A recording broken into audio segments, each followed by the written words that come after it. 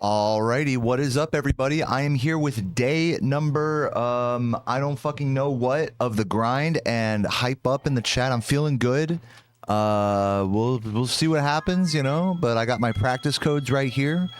Type a letter U in the comments if you're watching the VOD after the fact. A U for I'm unsure, like, you know, how things are gonna go today. I feel like good. Maybe bad. I don't know. It's kind of how it always feels like before runs. It's like, man, is this going to be a good day, bad day? Who knows? But you and let me know what you think. Is this going to be a good stream today? Do you think not? Let me know, VOD watchers in the comments. And those of you guys just getting in the chat, what's up, Versified? Jord, good to see you guys. Smells like game. Yeah, true. It smells like Neosporin. I picked out like a little thing on my face, a little skin tag, and had to put some Neosporin on that, so yeah. And ends in the comments for Neosporin as well. Anyways, let's get into the fucking jams here. Let's get into the music. Let's fucking vibe out. Oh, okay, so one thing I want to practice here. Days was looking into this. If you hold L2 here, you can see that the camera gets stuck on the thing.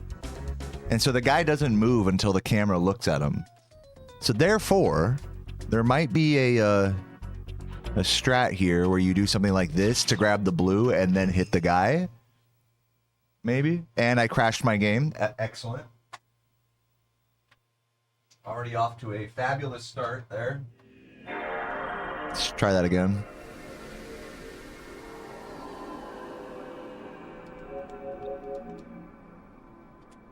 But yeah, if there's like a consistent set of inputs there, like maybe like I don't know, because when you charge a jump right there at the start of the level, like the camera charging centers the camera behind Spyro, so you probably want to do something like like an empty glide or like a walk up or something, you know, while holding L2. So I'm gonna mess with it just a little bit.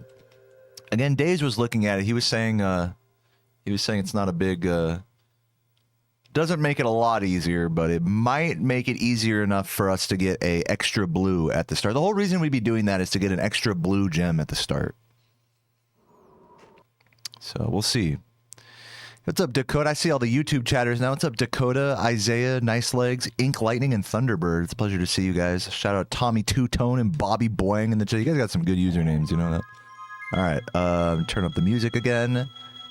Let's also do the thing where we set all the settings off, on, whatever, and then save states. We want start instead of R3, and now we go here, and now we go to Wizard Peak one more time, and hopefully the game doesn't crash again. That would be excellent. What's up, Mihail? Welcome. Shout outs Argentina. What's up, Cal? Some sleep content. Speaking of sleep content, whoa. Speaking of sleep content, I did post the entire 120% hard mod playthrough in 3 parts with all the BRBs and speedrunning sections removed. So if you are not aware, that's on my VODs channel. I do have a separate channel for that, ! VODs in the chat, or ! Shuffler takes you directly to that playlist for the playthrough. So check it out. So yeah, I'm gonna try just refresh, like, you know, just holding different buttons here. Like I'm gonna hold L2 and left. I don't know about that. Maybe L2 and like down left. And then you'd have to curve it around, yeah. So let me try that now with analog.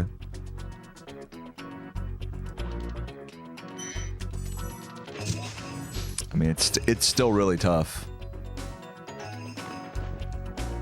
But, you know, hey, I'm not going to worry too hard about this. I'll let Days keep messing with it. Let's do just some actual ILs here.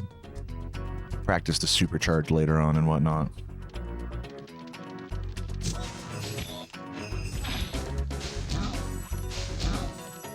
Just wanted to give that a glance for right now. Yeah, that part always messes me up right there.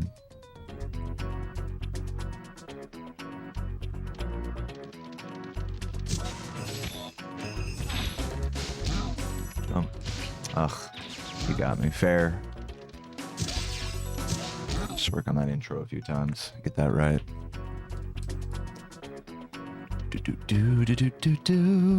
Anyways, how's everyone doing in the chat today? How's everyone feeling? Oh, come. I mean, shit. It's one way to say it. Bex, thank you for the resub.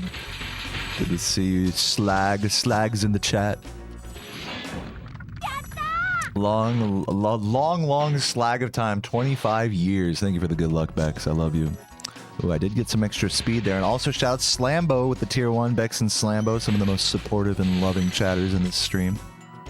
I love you guys right back. So annoying. It's actually harder than it looks to hit all 3 metal chests there. I'll finish up the IL just for practice. But I might try it one more time.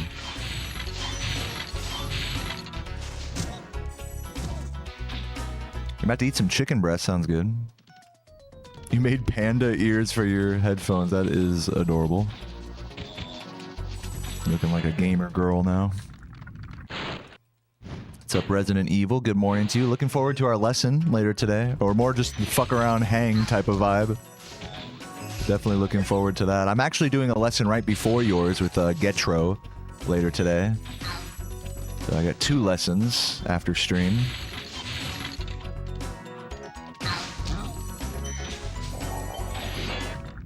So yeah.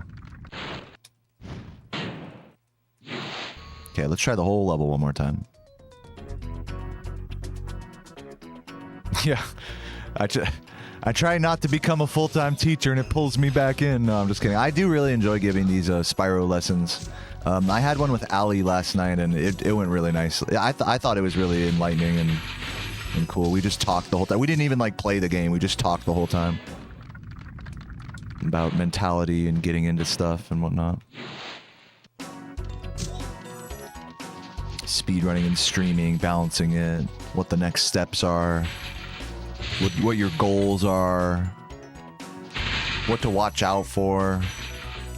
Especially as a new streamer, I mean, goddamn, it's like, I feel like there's just like so many questions about like, okay, like, what do you do about hate comments? And like, in Allie's case, she's like a girl, so it's like, what do you do about all the horny fucking bitches? And I told her, I was like, you don't have to worry, but yeah, you're gonna get the weird comment here or there, but like, you don't gotta worry about it. With Spyro, like, you guys are all so wholesome as an audience, you know, whether it's in my stream, Laura's, anyone else's. Optimal frame up there. Very nice. No matter whose stream you're in, I feel like the audience for this game, or just for the original trilogy in particular, is really really kind and mature, like actually mature. You know, we make, like, you know, we joke around like cum and dicks and this and that. I mean, you know, we got a sense of humor, but like, you know, compared to like, you know, like some Fortnite kids, like, you know, goddamn, like, you guys are like, the majority of you guys are grown ass adults, you know, so it just makes the experience a lot more, like, I guess for me, like, relatable. And you guys make streaming fun for me. I don't feel like I'm talking to a chat room full of children who don't fucking understand what's going on, you know. Tissiz, thank you for the resub. Appreciate that. Welcome, welcome.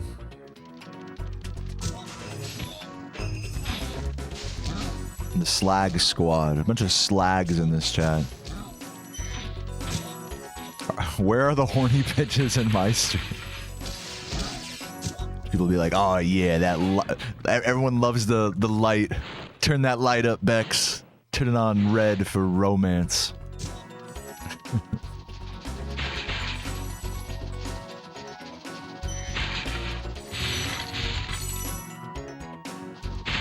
There we go. Beauty. That's how you want to do it. Let me just practice that again. I'm going to go back the other way.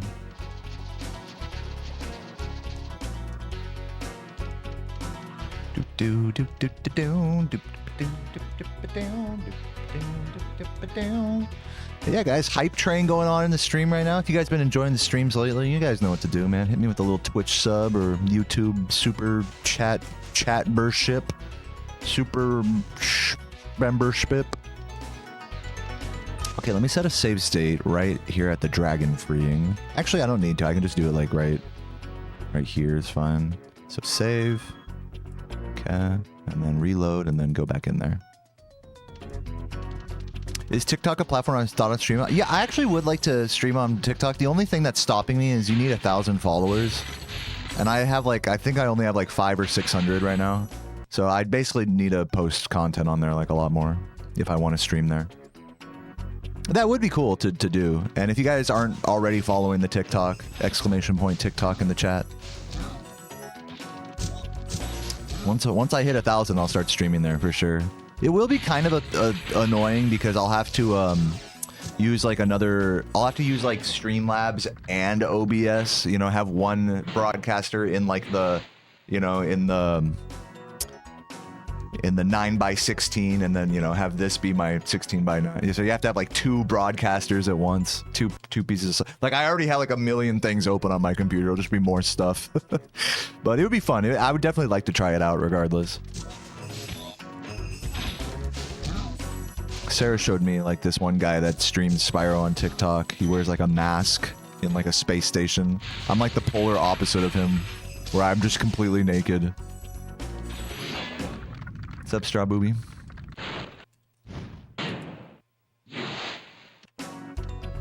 You gotta update the link. Oh, is it broken? Thank you for doing that, Bex.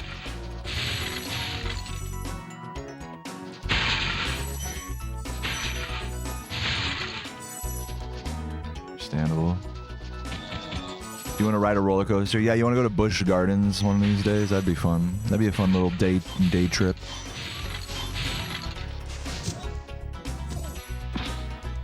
I need to be plugging that shit. I mean, dude, don't worry about it. Like, it's not a big deal. If I never stream on TikTok, it's fine. I don't need to be plugging. I'll plug whatever the fuck I feel like. Lately, I've been plugging my my lessons lately. So big shouts to everyone who's been hitting me up on Discord for lessons. You know, I really appreciate you guys. I much rather be, you know, focusing on something like that than getting fucking TikTok followers. You know. Speaking of TikTok, any updates on it being sold by an approved buyer to avoid a nationwide? You're asking me, or you're telling me that's what's happening? This might surprise you to hear, but I have no fucking idea about any of that. I know. I know I was like looking like an expert on the subject, but actually I have no fucking idea. Yeah, don't worry about me. I need you to not worry about me, Andrew. That's very important. The less you worry about me, the more I enjoy your presence here. I want you to know that. That goes for everybody. Do not worry about... I do appreciate you guys caring about me, but don't worry about me. Worrying is not in my vocabulary of things I want my viewers to do. Freeze Champ, thank you for the resub. Appreciate that. You have a hard-on for the purple speedster. Me? I don't see any other purple speedster here. Thank you, Freeze Champ. Gay badge. Ooh, talk about it. That's the real hard-on right there. Congrats on the new badge, Freeze Champ. The rainbow in the chat. Beautiful. Love that.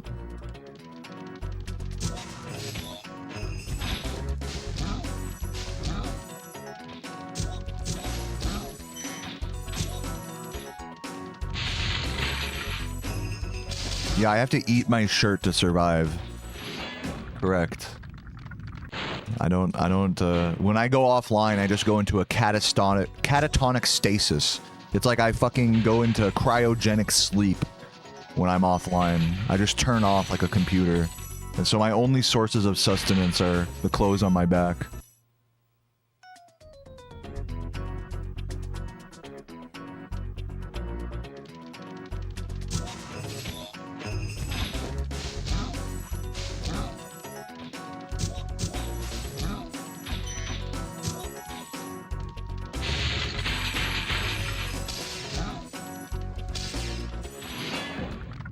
What am I having for dinner? Probably more leftovers. The only thing I have left to cook currently, with our current grocery haul is chili. So if Sarah wants me to start that tonight, I can do that. But we still have quite a bit of leftovers. Like she has some leftover pork cutlets, or rather fried pork chops.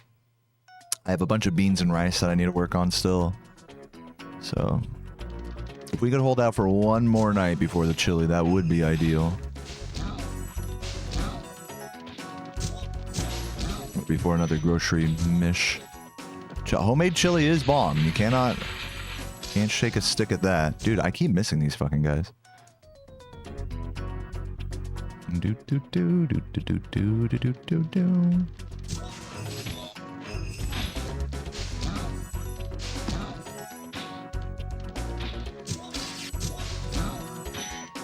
You're a jet. That's cool.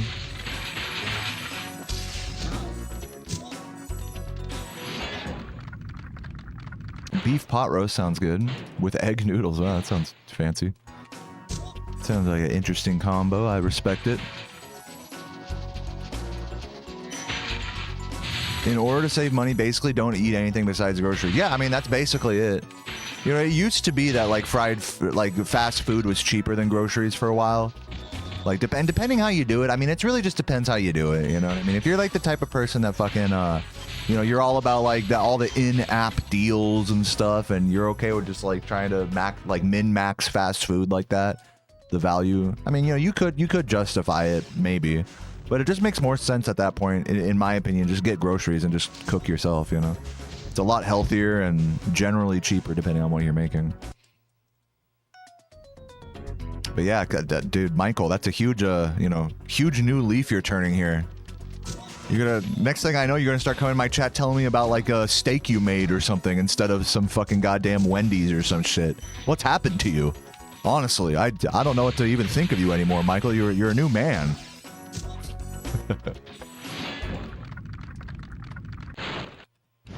Yeah, I mean, that's what I'm saying. There's like two ways of min-maxing, and one is to only do groceries as much as possible, which is what Sarah and I do. Yeah, we still occasionally eat out, just not like, you know, every few days or so maybe. So it's like the grocery min-max, and then there's the only eating out min-max, you know? So it's whatever you prefer. I think if you're like living by yourself and you're like on some degenerate gamer shit, like, you could find a way to min-max like whatever local fast food and like using apps and stuff like that. But, you know, it's first of all, it's gonna be pretty unhealthy. I mean, you're eating mostly highly processed stuff. But, you know, hey, whatever. I'm not here to judge anyone.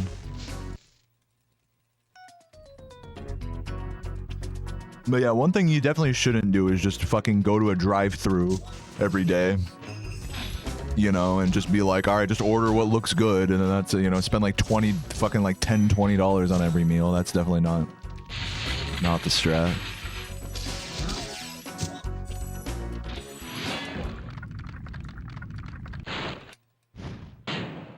You smash a quarter pounder, not looking back. Yeah, dude, I'd go for it, dude. I'm not here to even judge that. I fucking love the...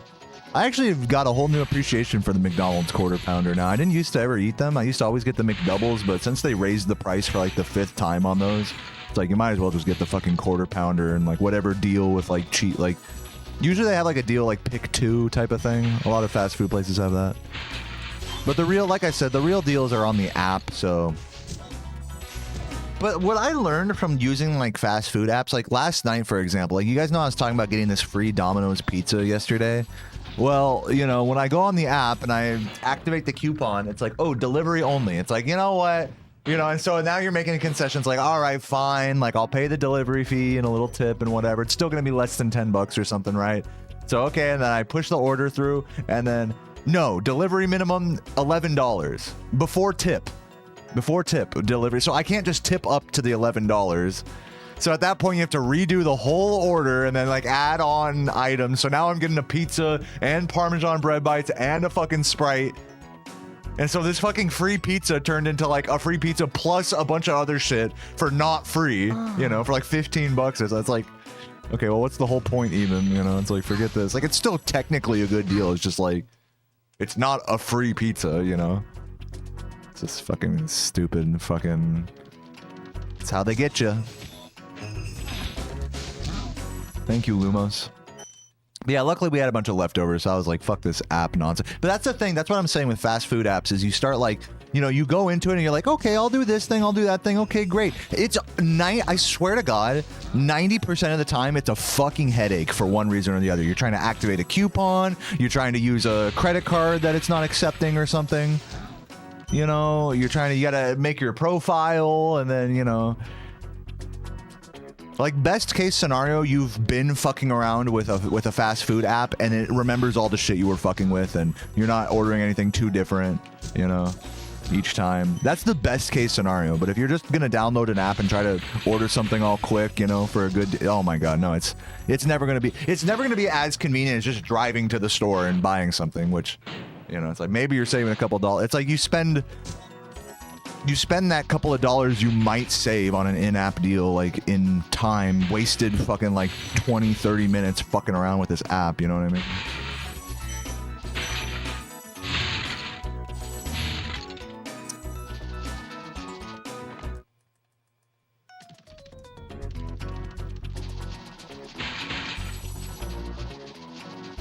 Yeah, I miss those little like sweepstakes too, like where like the drink would like have like a fucking Monopoly game or something, and you like flip up the you flip the sticker on it, and it's like, oh, you get a free chicken nuggets or something. Yeah, those are the best. Chance to win $1 billion.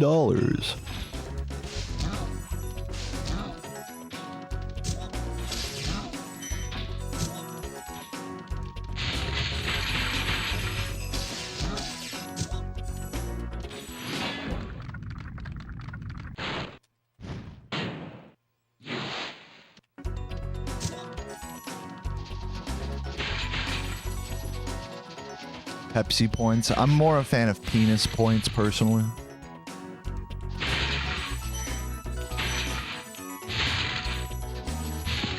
Fuck.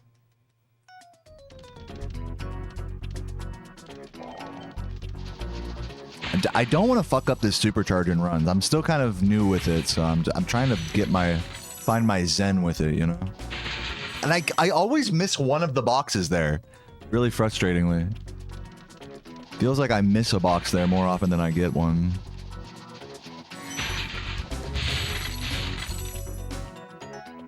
There we go. You have to kind of come a little bit from the right. Yeah, that's the key. Yeah, this is definitely a harder version of the supercharge, but it is more worth it. You end up getting 5 extra gems this way. This is the old way. If you want to see the old way, we do it this way. And then skip that green.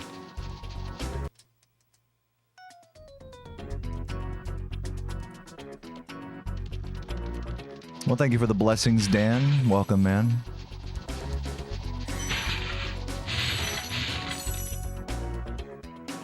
There we go. Yeah, you got it. That's the trick. You got to come slightly off center from the right. That's the trick. One more time. Any time saves? I mean, this is technically a time... This actually is not technically a time save. This is a gem save. 5 gem bonus. Which is nice.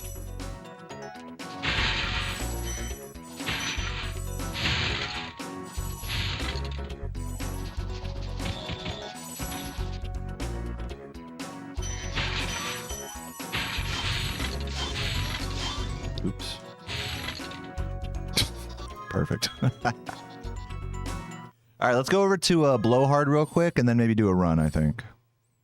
Just want to work on that intro a few times. This Blowhard strat is a time save compared to what I did for many years. This first half of the level. What's up, Fresh Pocky? Good morning to you as well.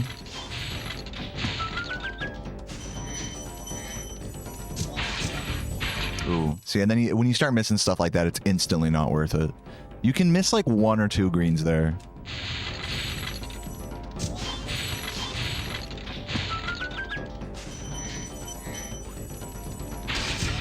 Yeah.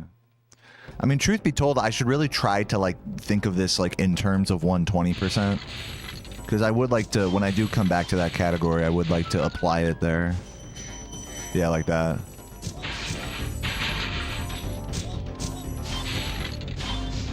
So annoying when you miss that. Let's see what the cycle looks like. Oh my god, the 20 gems missed there. That would be run killing. Oh, but I did make the super cycle there. That was really cool. Only missed 20 gems.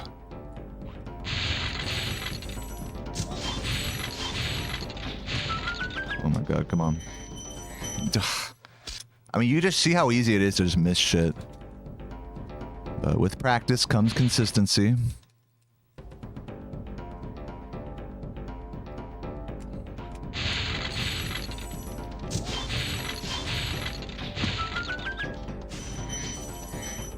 Dog, how is that not grabbing anything? You're fucking kidding. Fuck you, Sparks. Wake up.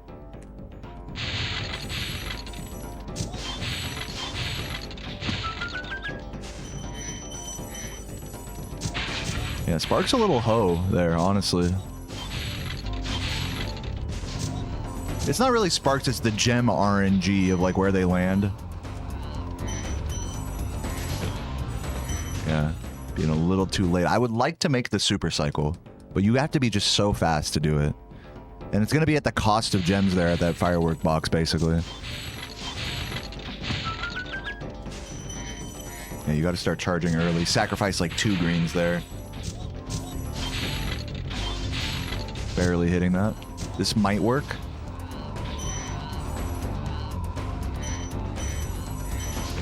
No. See, I always choke there. When I actually am gonna make the super cycle, I always choke there. I'm like scared to charge up to that first platform. What's up, Marmite? Had an early night? Yeah, I did actually have a pretty early night last night. After stream, I did a Spyro lesson mentality kind of heart-to-heart talk with Ali, that you guys may recognize from the YouTube chat.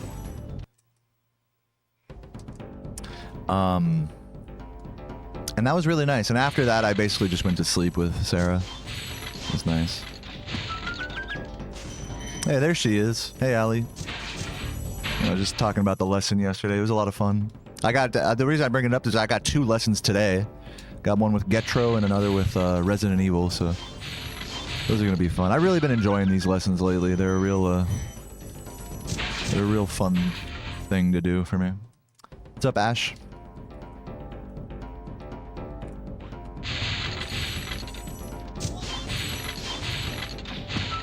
And to those of you guys who are curious, you know, this is my little plug for the stream, is I do offer lessons in Spyro speedrunning that I'll do like a hour-and-a-half long Discord call with screen share, showing strats, talking about mentality, talking about your next steps as a new player, or even as a, you know, somewhat semi-experienced player.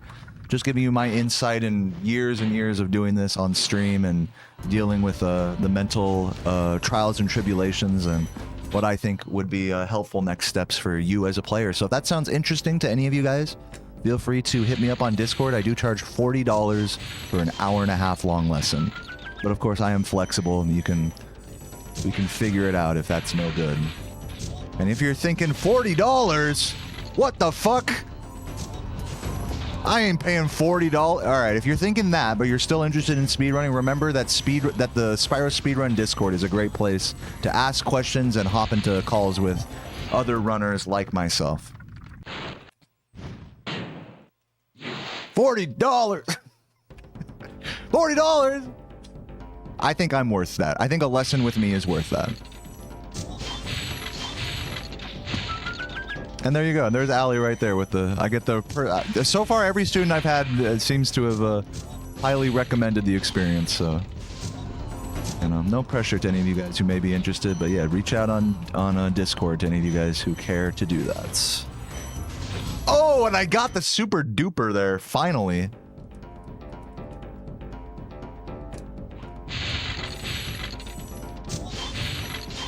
Had to put the legal jargon. Yeah, that's why I got Bex in the chat. Doing these commands.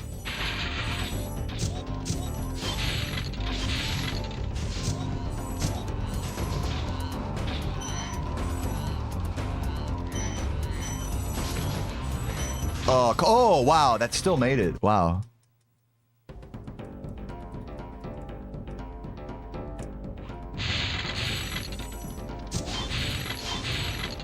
$40, that's a steal for what I would consider like a professional lesson, you know?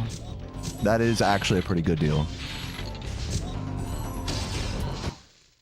To have a sit down and like perspective talk on a hobby with like a, you know, not to gas myself up, but like with a world-class player, with like the world record holder, one of the world record holders, you know?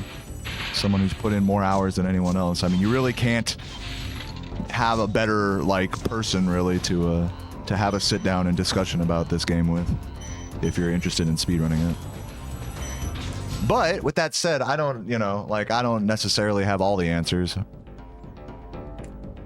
to anyone who is curious about like about getting perspectives and knowledge from other players, like you obviously don't just want my opinion, you know, especially if you're like interested in miscellaneous categories like Vortex and 80 Dragons, or like Ali and I were talking about this, like, you know, like if you're like a female and like interested in like what the implications of that are as a streamer, you know, I'm obviously, you know, a guy, you know, so it's just important to get like multiple perspectives, you know. Obviously I can't, despite my experience, I can't like cover, there are other people that are more experienced in other senses, you know, but just in terms of like raw, like playing this game, speedrunning it, like streaming it, I think I could confidently say I have more experience and introspective wisdom to share than perhaps 99% of people.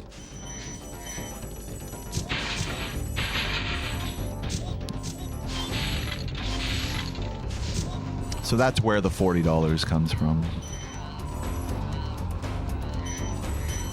It's not for nothing. Oh, that was perfect, right? That's how you want to do it. Even though I missed the blue, I think. Yeah, that was still really good. Yeah, a good comparison is private music lessons, which I was a private music teacher for a long time, and you know, for a beginner, like 40 an hour, I think is a really good price for a private lesson. And then, let alone with like a world-class like professional, like the price goes up from there, you know. If you like get in a trumpet lesson with like one of the best trumpet players in like the city or whatever, like that's gonna be like $80, $100 an hour, you know. And I'm charging 40 for an hour and a half, so I think it's a good deal with that context. But again, you know, I'm not here to pressure anyone. It's all good. If you just want help with or just want speedrunning knowledge or assistance, you know, you could absolutely get that for free by joining not just the Spyro Speedrun Discord, but any of the actual individual speedrunners Discords and asking around and things like that. Hopping in calls and stuff, you know. All of that is free, you know. The world is your oyster. And luckily in speedrunning, you know, all these communities, especially with Spyro Speedrunning, people are here to help, you know. It's a big enough community that pretty much any question you have has probably already been answered in one way or another, and will be happily answered again. So yeah, a lot of good resources in this game, which not every speedrun can say that. Thanks for releasing me, Spyro. You have no... Yeah, Michael, I believe there is input delay on the fat PS3. I think so. I haven't tried it myself, so I can't tell you from experience, but I believe it does. On top of that, think of the PS3 version of this game, think of it as just a bad emulator. So like, if you're used to playing on EPSXE, it's gonna be similar to that. It's not the same emulator as EPSXE. It's actually, I believe, the RetroArch firmware or whatever it's called. Which, you know, shares like the same input delay usability annoyances as EPSXE without the inaccuracies that make it faster. So it's basically the worst of all worlds to play on the PS3 version. But if that's all you have, then go for it. I mean, hey, it's good. I think it's good to start on something that's like a little janky, bad loads, weird input delay. Maybe you're playing PAL, that's all you have. You know, stuff like, it's good to start on those things. So then that way it's like you have a reference point of what like the better versions feel like, you know?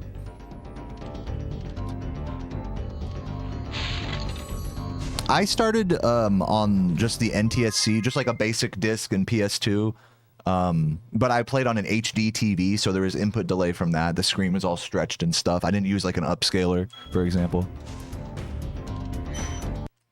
So yeah, so, you know, I definitely have that, you know, switching from that to like a CRT and then like a nicer capture setup, like it's an important reference point. So don't be afraid to just use what you got. If all you got's PS3 or whatever emulator, it's definitely still a valid way to get into the game.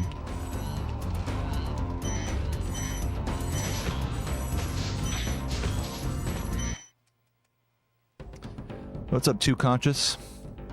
Auto-corrected Deo to Sexy King. Well, thank you. That sounds like the correct Webster Dictionary correction there.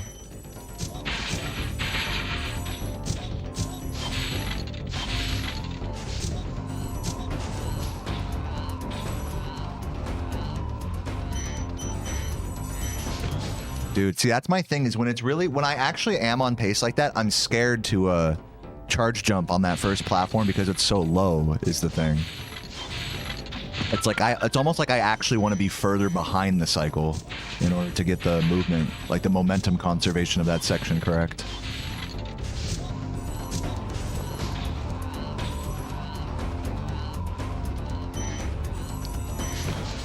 Like that. You know what I'm saying? That it's like, give it that extra little weight. Even though it seems like it'd be wasting time, it's like, that way you're conserving the movement through.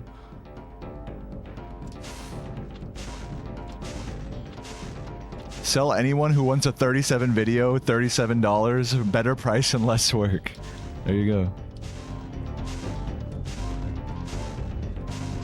That would get... Dude, that's so crazy to think if someone did that. Like, yeah, I'll just sell you like an offline recorded run, you know? Like, if you got exposed for that, you get so banned, like, both of you, like, you know, you and the person you're selling to. That's a crazy thing to, like, risk your entire speedrunning, like, career over. It's for a few bucks. You'd have to charge a lot more than that, you know what I mean? That'd have to be, like, $1,000 proposition at least. There's so much risk involved for the person selling the video, you know? If they're a good enough runner to, like, actually create such a thing.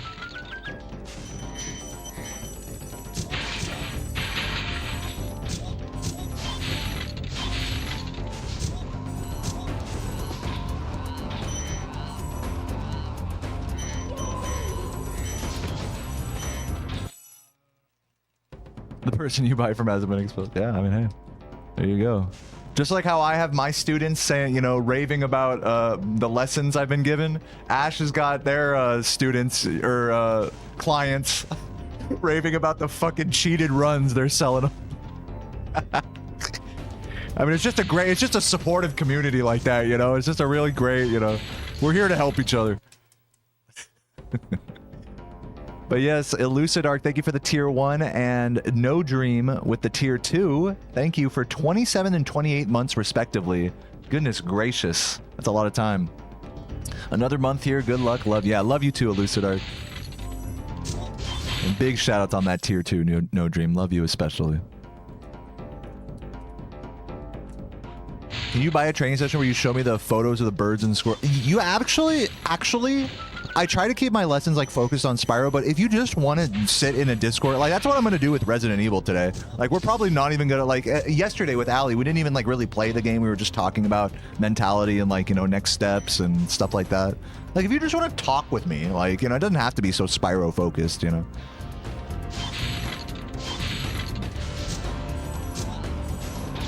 But just be aware that I'm not gonna sit down for an hour and a half and talk bullshit for free, you know? Like, I hope that no one takes that personally.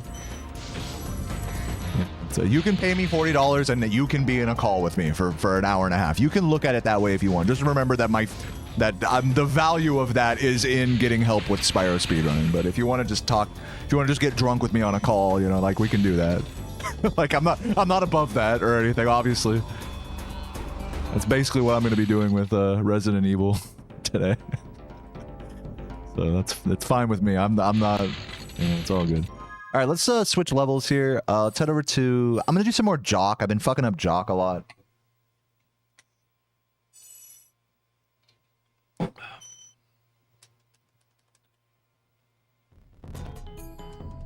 What's up, Piggy? Thank you for the good luck. Nice backup credit skip. Love that.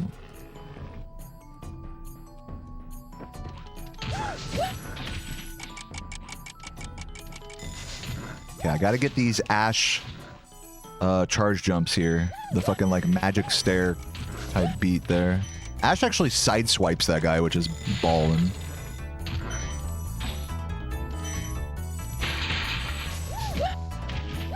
Oh, and then yeah, and that's okay. So this is, I gotta do this the Ash style as well. So let me head over to this spot, make a save state, because that's been my issues. I've been fucking up the cake because I do a jump and then a jump.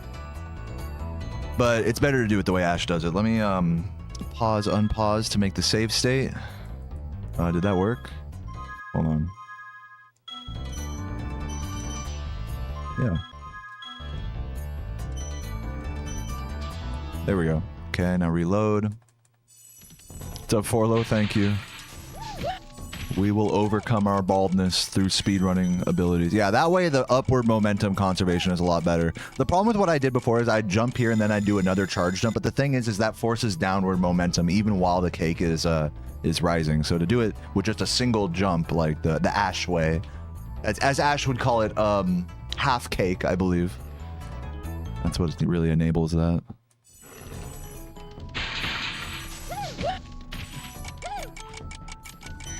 A lot more consistent that way.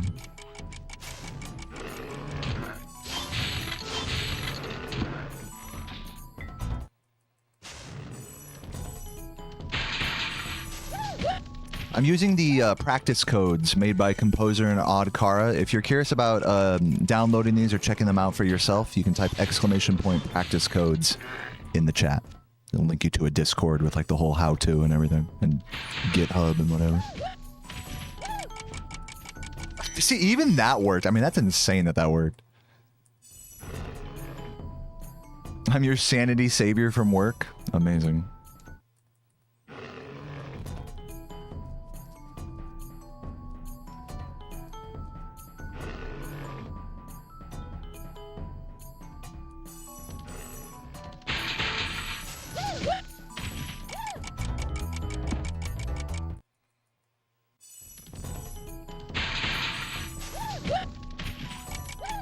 Ugh.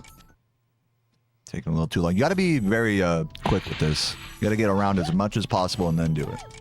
Yeah, the timing is very important there.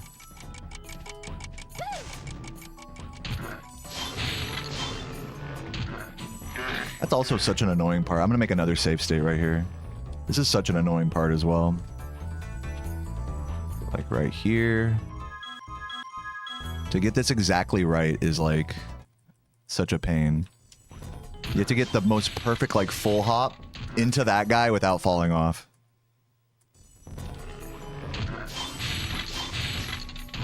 And it's so hard not to bonk on it. Like, it's faster to... It's probably just safer to just do that. Like, you know, the risk might not justify the reward of doing the full hop there. You know what I mean? Just such a fucker. There we go. That's how you do it. That it feels good when you hit it. It's just like, ugh, when you miss it.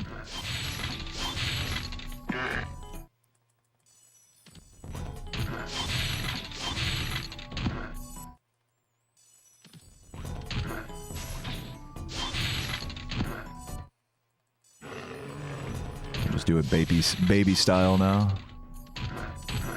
Like, man, it's like knowing that there's that slightly better movement there. It makes it very tantalizing. Yeah, very tantalizing to go for that. I just wish that box was just a little closer.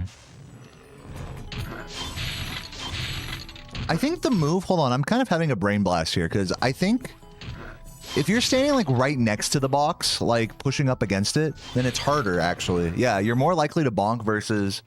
Because you're like pushing up against it, like you lose some of that horizontal distance by doing that. Whereas if you're like back here, it's easier. Oh, now hold on. Now we're thinking. Now we're thinking, everybody. Hello. Don't rub up against the fucking dick of this box. You know what I mean? That was a little too far back. But you want to be the right spacing here. You don't want to be too close to the box when you go. Yeah, because if you rub up against the box as you do that jump, if you're like rubbing up here like this, that's going to cancel some of that horizontal distance. You want to perfectly get it like as you're, you know, you just barely graze over the box. You don't want to push up against the side. You barely graze over it. So you're a little further back when you go for the jump. Counterintuitively. You'd think you'd want to be as close as possible when you go for this jump, but... Actually not. Ugh.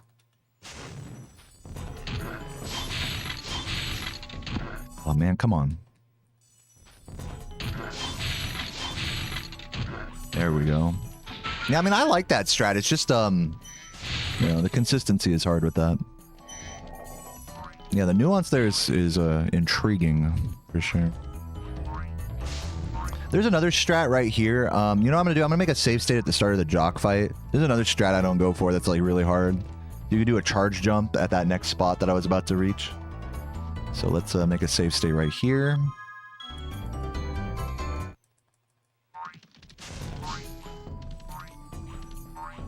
I have to make it all the way back there, so that way I get Jock up here. Yeah, that. That's like another strat, which is pretty ballin'. To get that charge jump there before, while the platform's rising. It's just hard. It's a tough one, and then it's like if you flop off and die, you know. Gotta really get the... Again, there's another like nuance thing. Ooh, scary.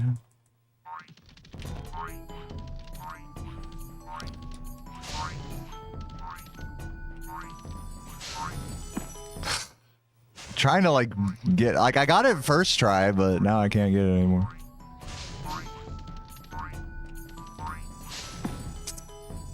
God damn it. So what, again, it's like with all these little micro strategies, it's like you have to weigh whether it's worth it to like miss it so many times, you know? The consistent, just because it's possible doesn't mean it's like worth doing on a fucking, there you go, on like a world record pace or whatever. This game is just so full of that sort of stuff. Oops. I've definitely done that on runs before. Oh my god, just go up there. Tough. It feels like you gotta go around the left side and like kind of like edge it. You have to edge it out.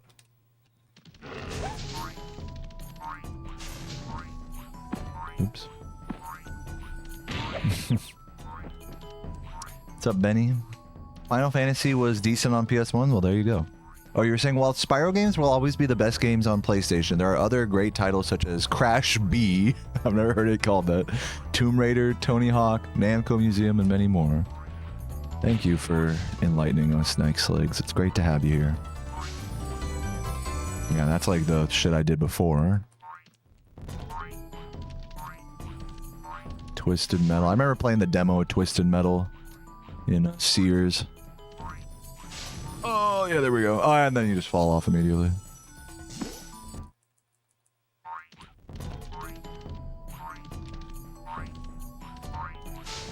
Yeah, I gotta edge this one. I'm not even joking. It's tough, dude. Like, ugh. Maybe it's like the earlier I jump there, the better.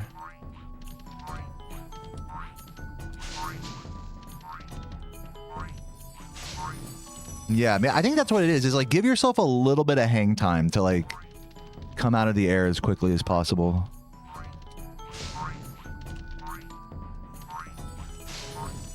No. God, it's so annoying.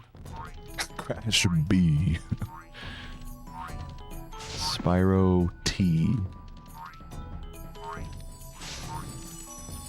It's like when you get it, it feels so easy. That's the thing with strats in this game, guys. It's like when you get it, it feels so easy and so free. But then you miss it and it's like, fuck this game. Or, you know, just fuck this strat or whatever.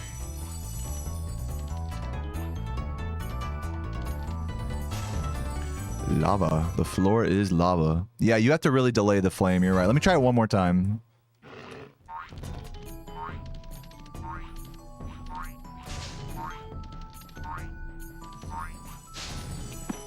God, you see, even that wasn't enough. You have to like jump in the air, like you have to have like a uncomfortable amount of hang time in the air to get this. Yeah, like that. It's like Jesus, dude. What the fuck? You have to be waiting till you're like almost falling out of the air.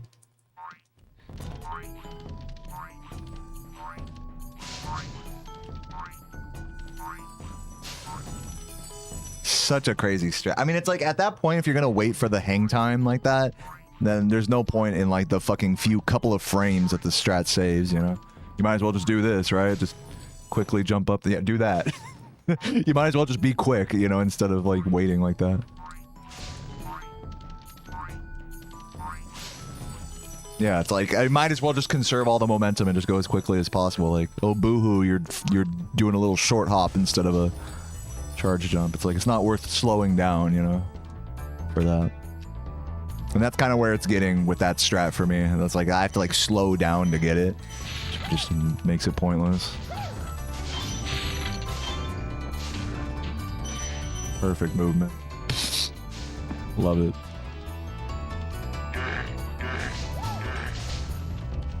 All right, let's head over to Rat Proxy and then let's do some runs.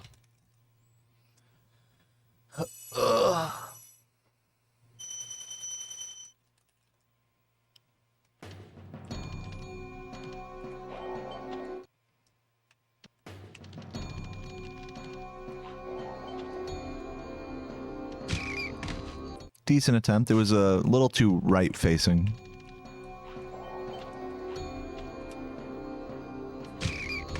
I was too left. That rat went into a good spot, but I did not.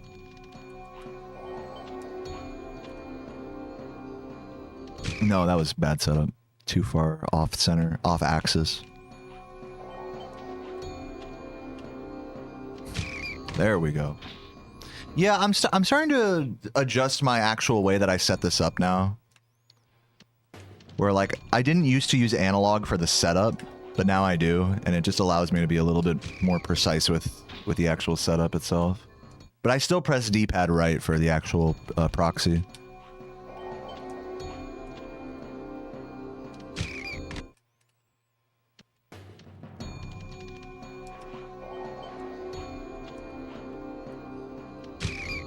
Nice.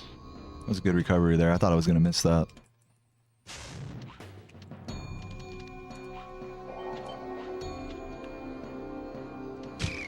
I think part of the issue with why I do that, the turn away, like the failed surf, that is A, I'm like pressing right too quickly after square. B, I'm not holding square enough. And C, my camera's off center. I think all those things like have an effect to varying degrees. Obviously, the easiest cure is to just hold square frame longer.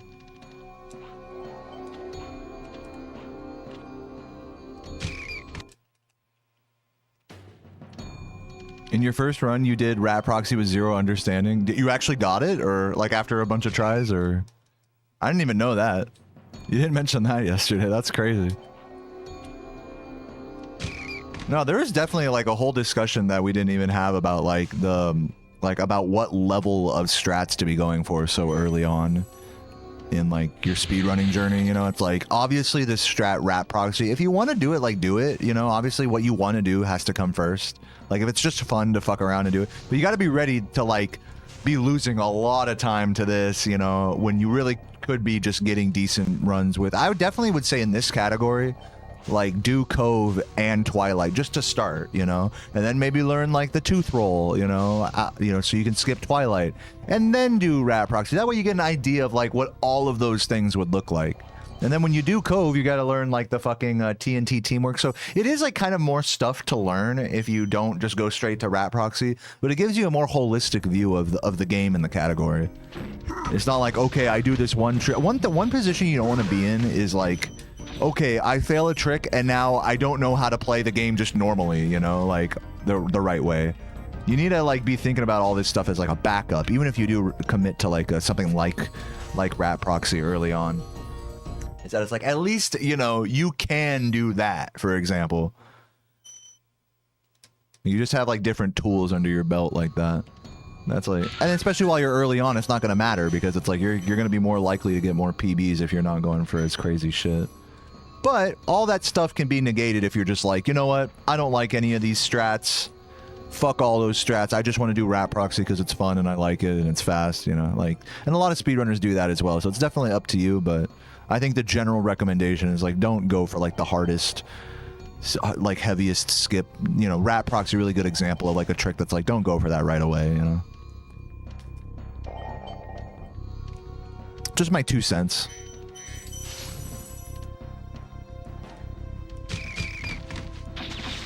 Or rather, not don't go for that right away, but just you don't have to go for that right away is like a better way to say it.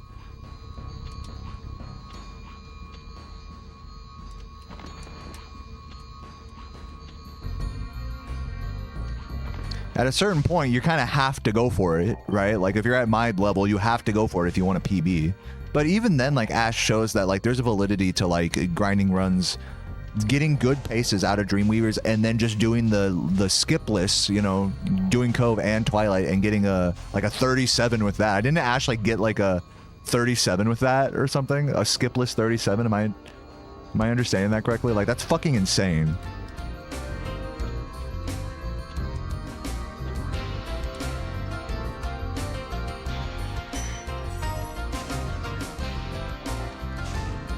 Or maybe it was a tooth roll 37. I think it might be a skipless 37. I don't know. It should be on their YouTube.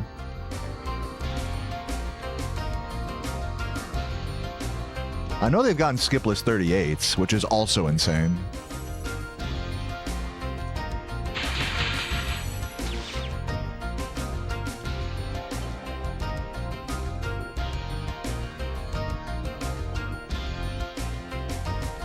Yeah, no, I'm not trying to discourage you though, Ali. Like, yeah, fucking, you know, play with it. Play with all the shit, all the tricks. You know, just play around with them. You know, I'm just talking about like when to incorporate them into runs. That's all I'm saying. Just like we were talking in our lesson, it's like there's the individual practice, you know, where you're just trying everything. Like, definitely try this, you know, and learn it, whatever. But then there's like the application in runs, like when it's appropriate to do stuff in like a no reset situation. Those are like two worlds apart sometimes. All right, let's do a run. Put in my disc here.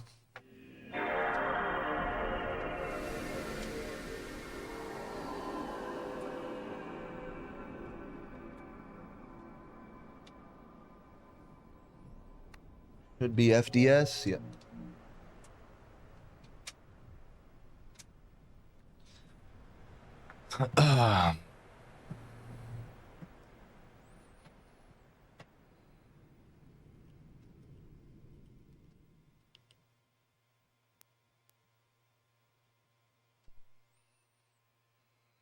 You've heard people say rat's easier than tooth roll.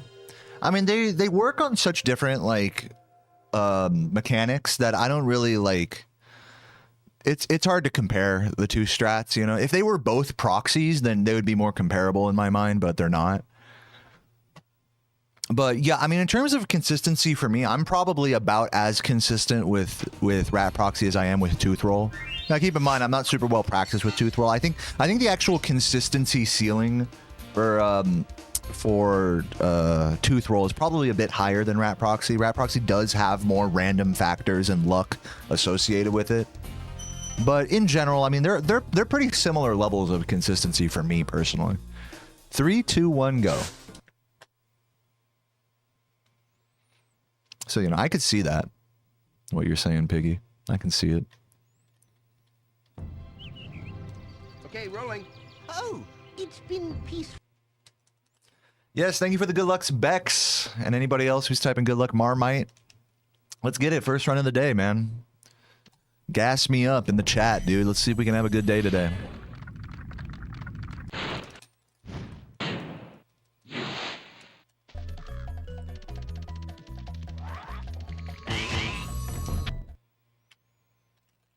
Old Cobless was the hardest thing. Yeah, you know, while Rat Proxy was being like pushed forward a bit a couple years ago, people were experimenting, and probably still do experiment with pause buffering the coveless wall glide, where you go around the back of Nasty's head and wall glide around. It's funny because back in 2014, 2015, when these tricks were found by Tuval, it was thought that the coveless wall glide around Nasty's head, not Rat Proxy, basically, it was thought that that wall glide was going to be the more consistent thing for runs. And in fact, Tuval, I think, is one of like maybe 2 or 3 people in the history of this game, and the only person to ever get a world record in any percent with that particular version of Coveless. So just some neat history there. Speaking of neat, thank you for the good luck, Neat.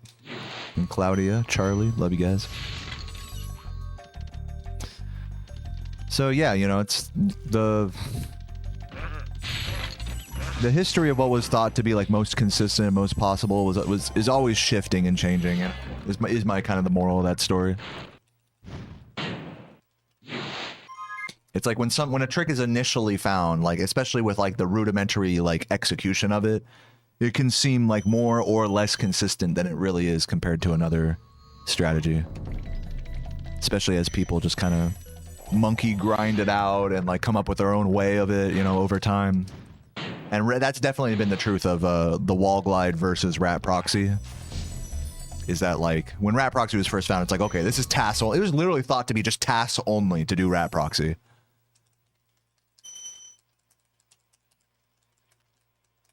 You know, for a long time.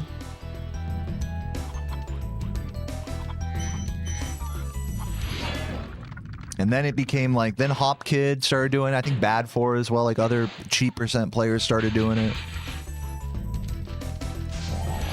But they weren't doing back rat. They were still doing like a kind of harder version. And then I was the first person to do kind of, I guess, the less consistent version of rat proxy in any percent and get a world record with it. The first world record with Coveless since 2-Wall, actually, I think.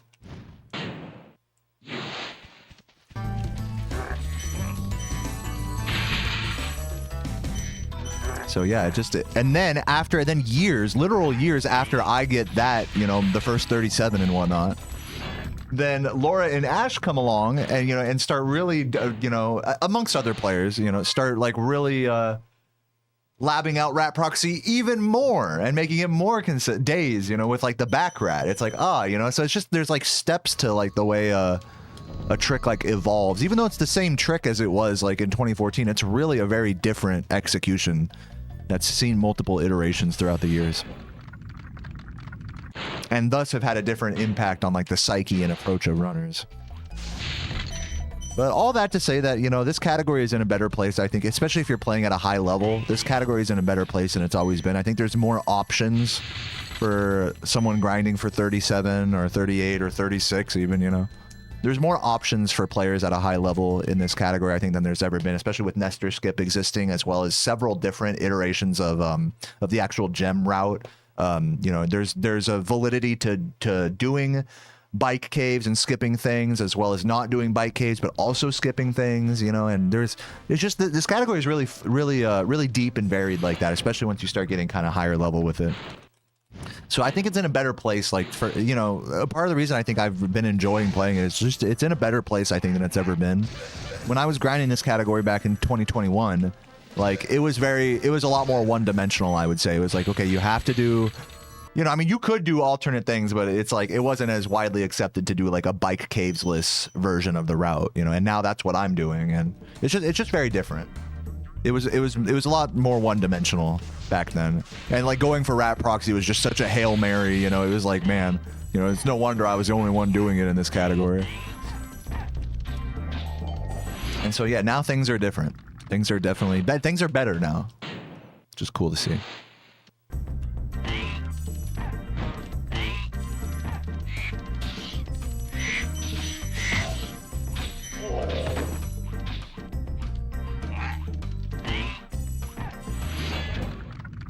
Do I have any other favorite games to speedrun? You know, not really. This is like my main speed game. I do also speedrun the 100% categories of Spyro 2 and 3.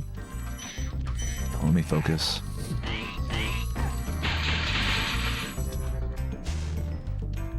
But I have done speedruns. If you look at my speedrun.com profile, I have done runs of Crash Team Racing and Katamari Damacy re-rolled. I've also not recorded, but done runs of Elder Scrolls 4 Oblivion, all main quests, or No Out of Bounds it's called now. But that wasn't recorded. I did that on an Xbox 360 as a race with my boy Gabe way back in the day. It must have been like 2015 or something we did that. I started to get into Resident Evil 5 co-op with my boy Stu, but you know, eventually like it didn't end up working out. Like we were doing a casual playthrough of it and we just kind of got stuck a lot. And so we didn't go that deep on it.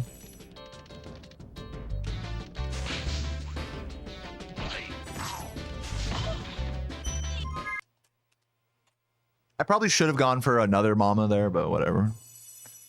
Toy Story 2 I've never done speedruns of.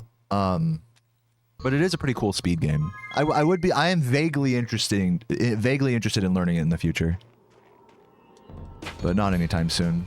Bike caves would be good to do with Nestor Skip in the same run. The thought process there is that if you get Nestor Skip in any percent, you basically skip the last dragon of Stonehill, which misses out on 5, 10, 15, 17, Okay, rolling. Oh, like it's 21 gems, I think, 22 gems. So, you know, because you skip that last, you just immediately exit the level, thus skipping gems. Then, and keep in mind, bike caves get you 100 gems for 26 seconds of detour in high caves. So basically, if you get Nestor Skip, now you've opened up this possibility of taking a lot more shortcuts than even I do on this route. Starting with Stonehill, and then also the back of Clifftown. The start of Clifftown is another section where you can skip things. Or if you want to like get extra ballsy, you know, like Chris, for example, on his Nestor Skip runs, skips part of Metalhead, which I try to incorporate some of that, but it's just challenging to have the gem count. Whereas in Chris's case, because he does bike caves, like even skipping gems in the start, it's easier for him to like feel confident with the gem count with that. So like Stonehill, Clifftown, the Bog, and Metalhead are all candidates for possible time save and skipped gems if you do bike caves, which starts to justify the 26-second detour for bike caves. I hope that makes sense.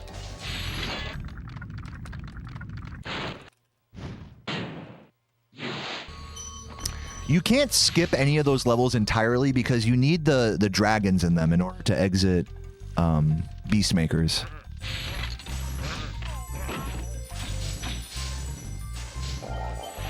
We skip literally as many levels as we can, but you know, we're limited by the amount of dragons and of course gems that we're forced to collect. So like even in theory, if you like were to do Sunny Flight and bike caves, you know, it's like even if you give yourself a crazy excess of gems, you still have to go into all those same levels basically to collect the dragons, so it ends up being a non-time save.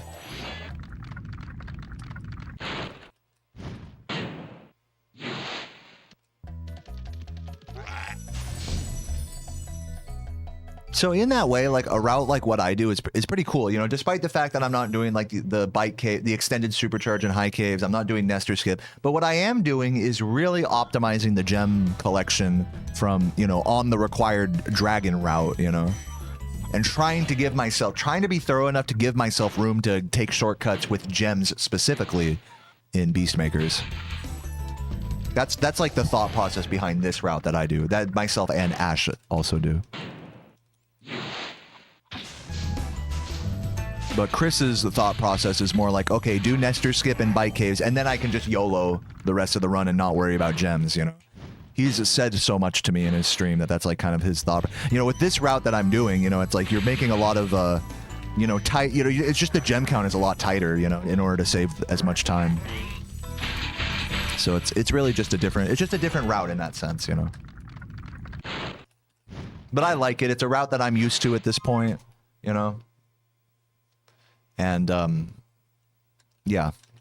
Even if a lot of runs are basically dead because they miss, like, you know, 20 gems here or there for some dumb reason, like, that's a sacrifice I'm willing to make to execute this route as well as I can. What I think is the human limit with current known strats? Probably a high 36. Currently, the only player that's capable of that is Ash. So if you're not following them on Twitch, do check them out. AshRE_L.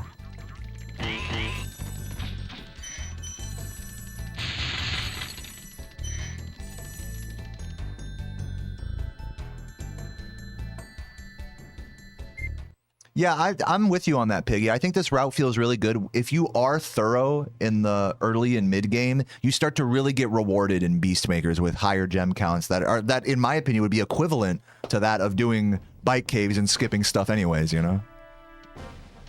So it's really just a different route. Really, it's just a different early and mid game route is really the core of it. Once you start getting into Bog, I mean, it's like you just want to have a X amount of gems to go for X amount of strats, essentially. You want to be over-gemmed either way, you know?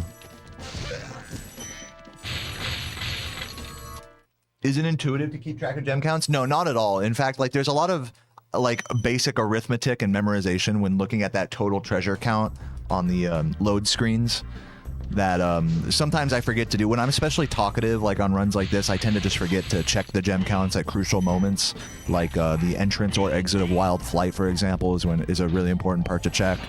The entrance of Metalhead is another important spot to check. Those are probably the two most important spots when it comes to alternate strategy decision making on the fly.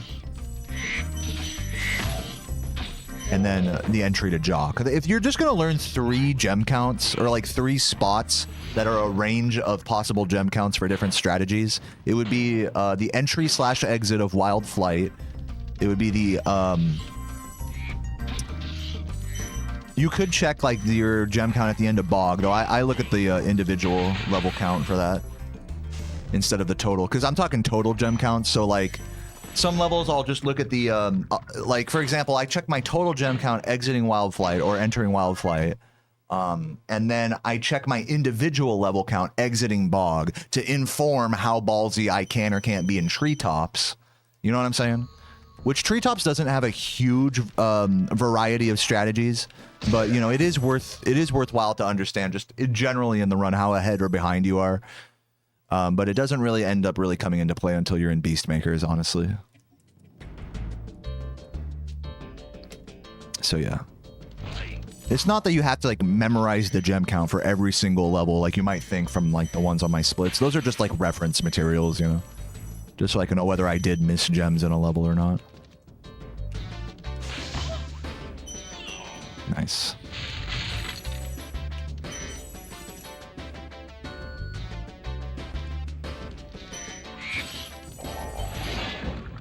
Yeah, welcome, Socks.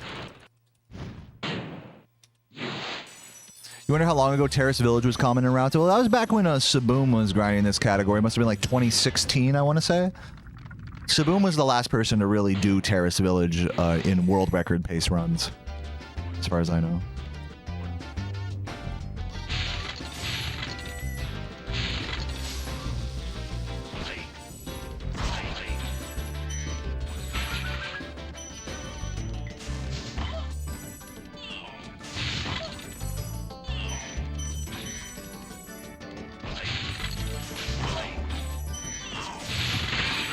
I think you can still see Terrace Village on Saboom's PB on the leaderboards if it still exists. Is the easiest level Stonehill? I don't think so, because Stonehill does have that one, like, it has some awkward gem collection, and it does have that one jump up to the upper area. So I wouldn't call it the easiest level. The easiest level is probably, I would say the flight levels are the easiest levels, just in general in this game. Once you get used to them, they're literally the same thing every time, no matter like whether you're playing 120 or any %. So the easiest levels are just any of the flight levels for me. So like Night Flight, you know, or whatever. But like the easiest level that is like not a flight level, I don't know. Maybe High Caves, especially not doing a bike, but yeah, High Caves is one of the easier ones if you're not doing the extended supercharge for sure.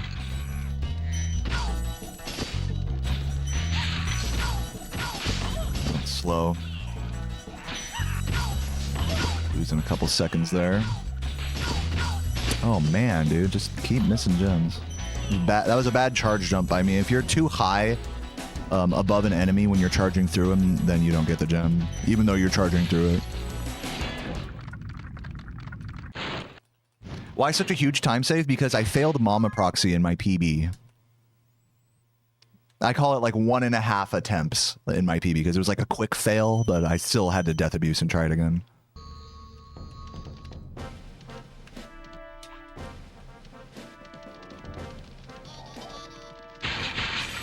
Ugh, that's annoying. Gotta grab the extra thief in Wizard Peak. Now I'm surprised I didn't hit him.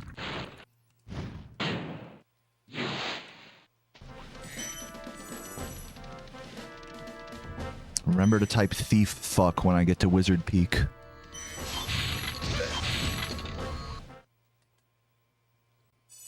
Yeah, Mama was being night today. Night shite. Yeah. Shite. Bex, I want you to know that every time you said shite, like in your stream, I'd like fucking chuckle to myself. Oh, look at this shite. Such a funny.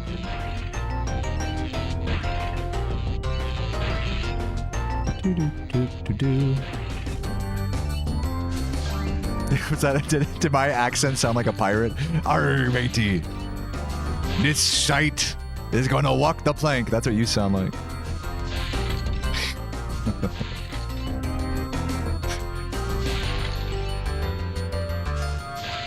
Yeah, last week I made you sound like a beggar orphan from the 1800s. Now you're a pirate. My accents are just evolving.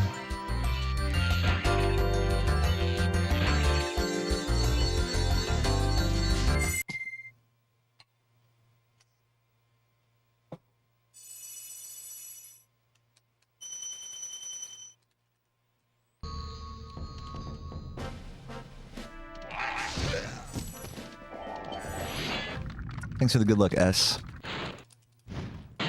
Someone's working on a dude. Who?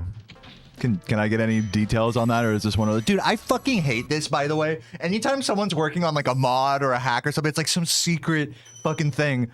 Like, so if you can't tell me, I understand. It's a fucking secret. You fucking secret bitches. What are you gonna... But yeah, GG's to whoever is doing that. I am very excited for it. It's not a secret. Okay, good. Good. I'm not gonna name any names, but people get real secretive about ROM hacks for some reason.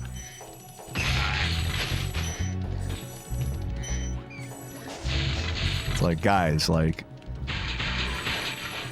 no one's gonna expose you. No one's gonna send a DMCA from Sony or something. Yeah, that's what it is. It's like they're usually like, you know, they take a while to make, I'm guessing. So it's like, you don't want to like tease it while it's still like being made, you know? I get it.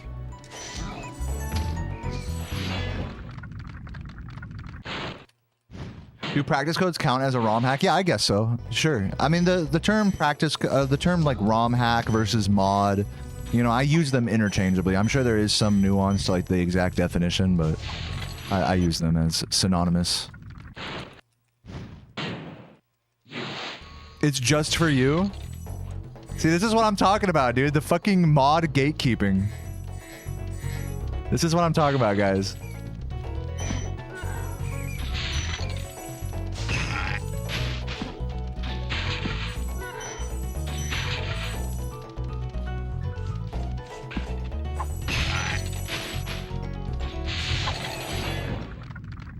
You need to play it with shite Oh, it's you're just joking. Okay, losing some time save there. Let's see if we can hold on to this green for dear life here.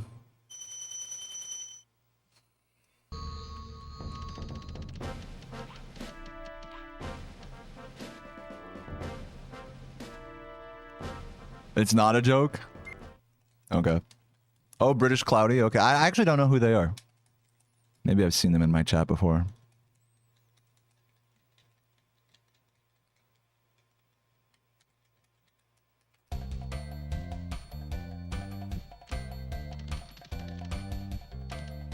Oh my god.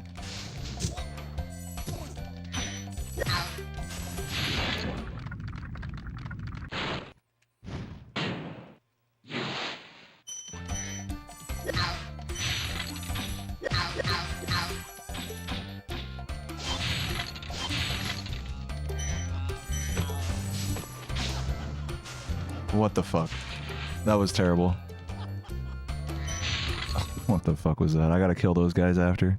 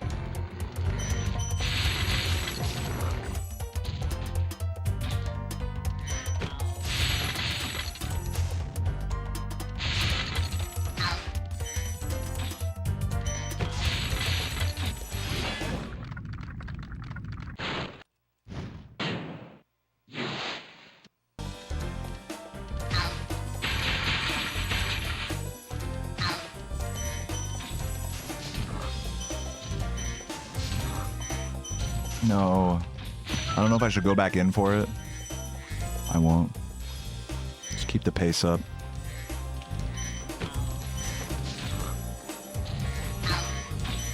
Jump, you fuck. Jesus.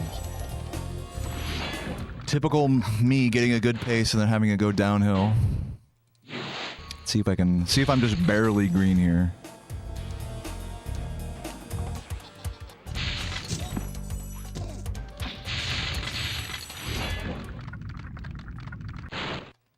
I gotta hit those enemies after the level as well. 336, ouch.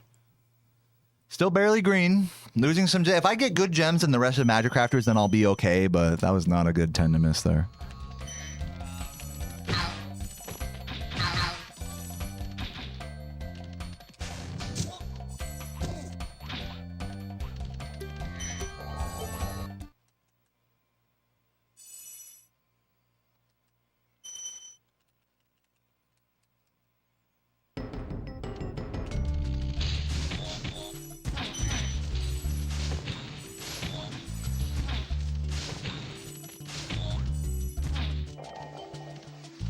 Could have gone to the left there, but whatever.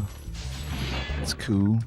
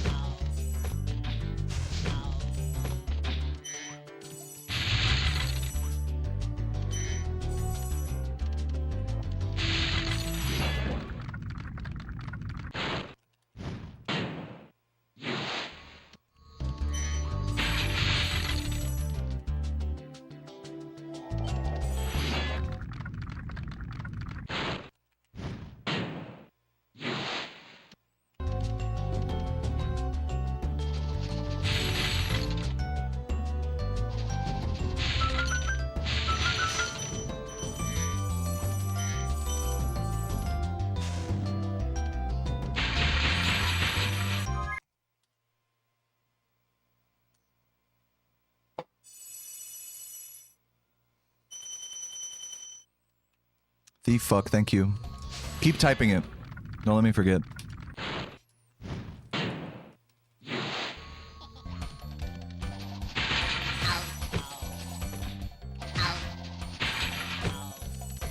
Annoying.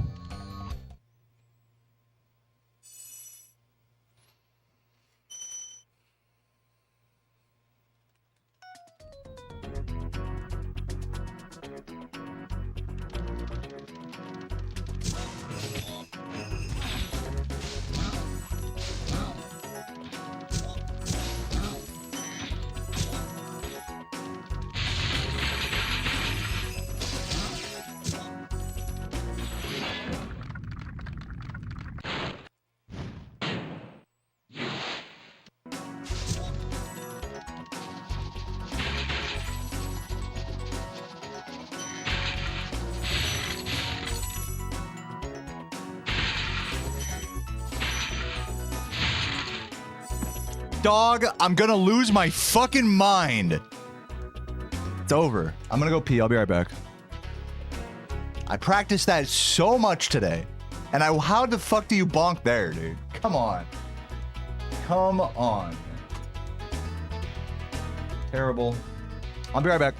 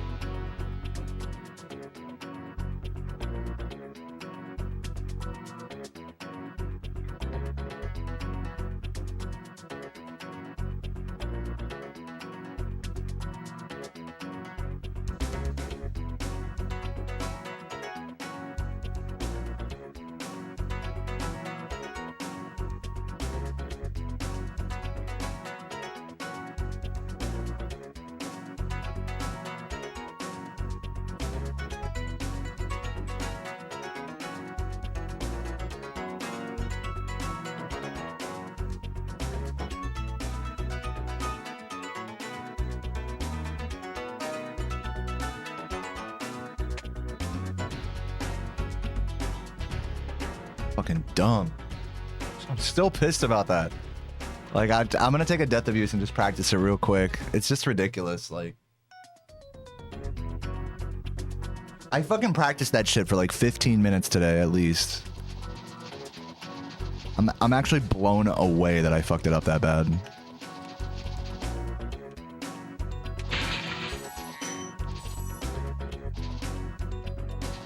That's all you had to do. All I had to do there.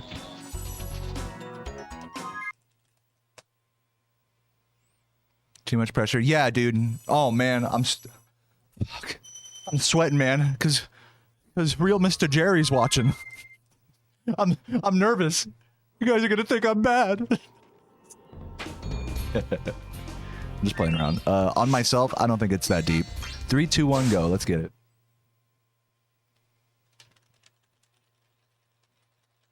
Oh no, Jeremia's watching, so I might poop myself. Does Deo have a dog? No. It's been peaceful. What's the deal with the dog? You talking about in my profile picture? It's just a picture I found off of Google back in like 2012. What's up, Chocobo? Thanks for the good luck.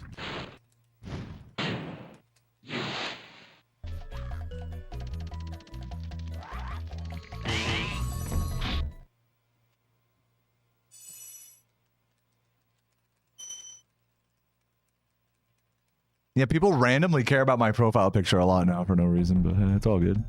It's the nature of the beast. I said dog like dog, that's annoying, like as if to say dude or man or something like that. That is why I said dog. Like, what's going on, dog?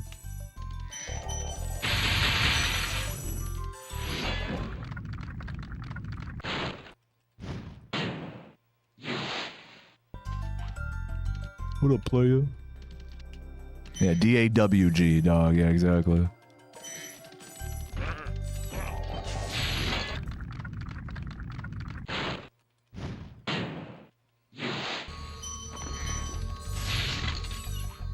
Hey, shoutouts to everyone who's watching today. I do appreciate you guys. It would seem that my Twitch viewership is kind of on a bit of a decline right now, so any of you guys on Twitch, I do appreciate y'all being here. You guys are tight.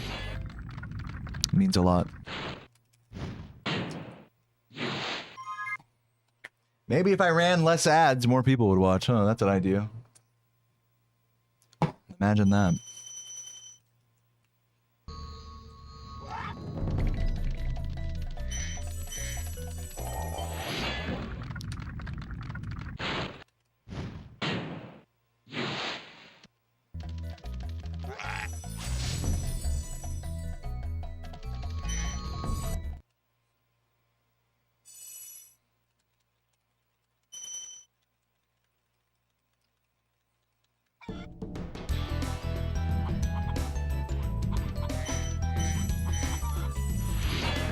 Do I make mods? No. No, I don't. I just play it. I just play the game.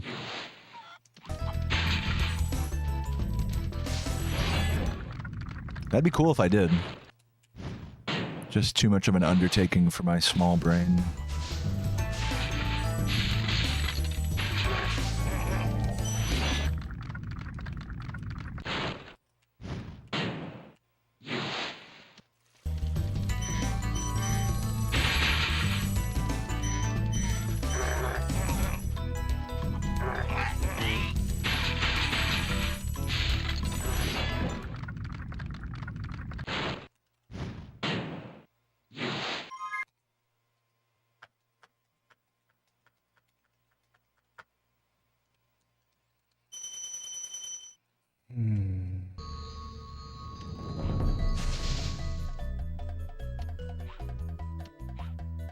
Oh no.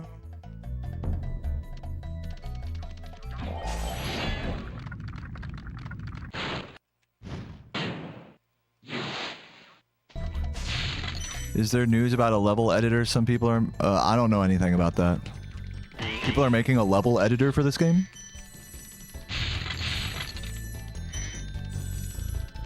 That'd be cool.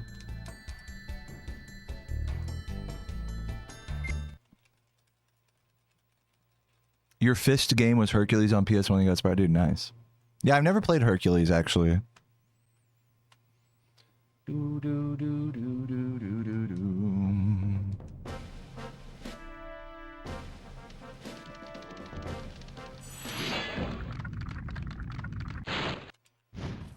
Fist game strong.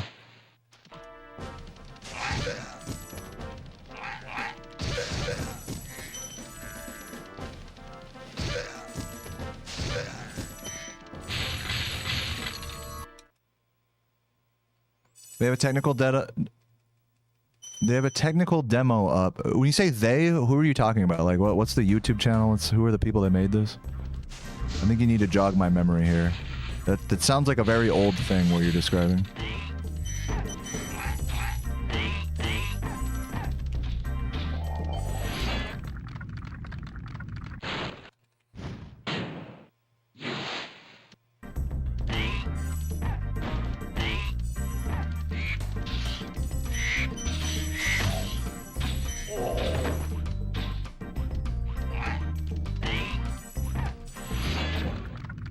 If it's HWD or Outro, my understanding last I heard about their activity and actively working on anything is that they're not. They're taking like a break or something, both of them. But I don't know if that's actually the case or not or what's going on, so I'm just gonna assume that they are doing nothing.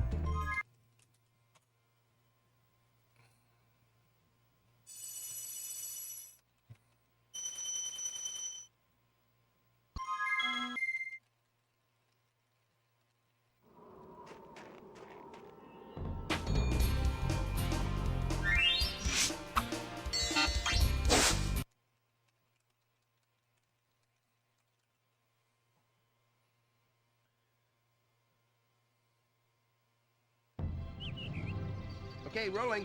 Oh, it's been peaceful.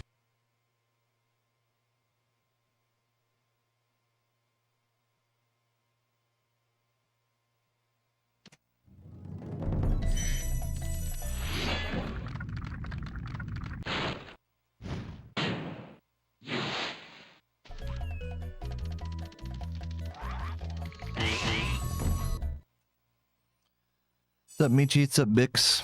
Welcome, guys.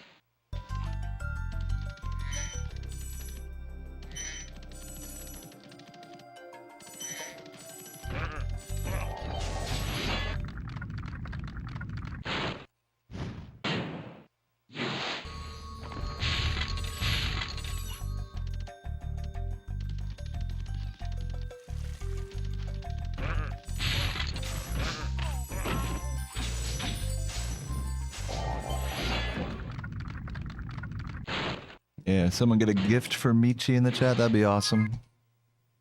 Plebby prison. Ugh. Dude, I have like, no, I don't mean to harp on this, but I have like way less viewers than normal today. Not that that like super matters, but I can't help but feel like I'm horribly irrelevant and insecure. That's just being honest. So like I said, thanks to those of you guys who are here. I do appreciate you. Thanks for watching.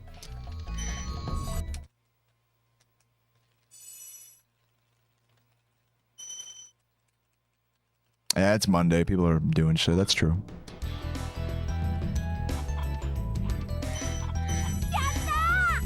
Car Slapper with the 5 gifts. That raises my spirits. That makes me feel more relevant. Honestly. I appreciate you keeping me going.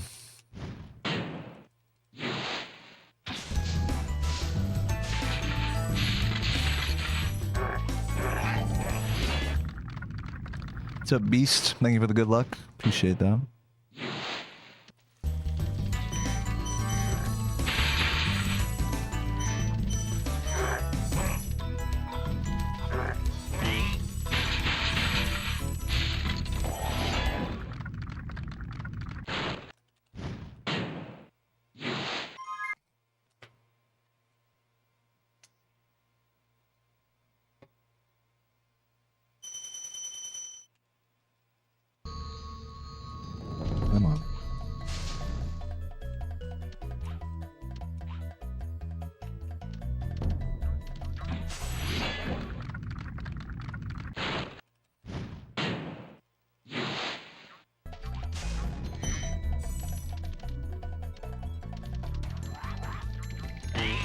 Dog, 7 gems missed there. Not good.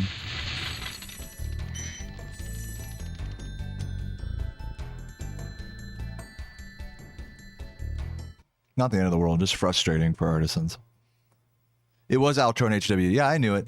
If you're curious, Life and anyone else, what Outro and HWD are up to mod-wise, they have a Discord. I don't know if it's like publicly accessible, but it's called Mod the Dragon. I think maybe you could like look it up on Google or something. But the Discord called Mod the Dragon, and they tend to be pretty active in there. So if you have any questions about modding or anything like that, they also have like a really cool repository of like SRT mods as well.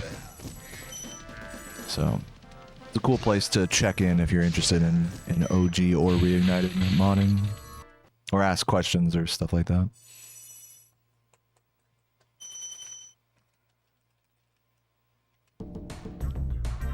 Oh. Car Slapper, thank you for another gift. For the guilt sub. To meet you, I appreciate that. Car Slapper, the fucking legend. Yeah, not the speedrunning Discord, just to be very clear. It's a different Discord.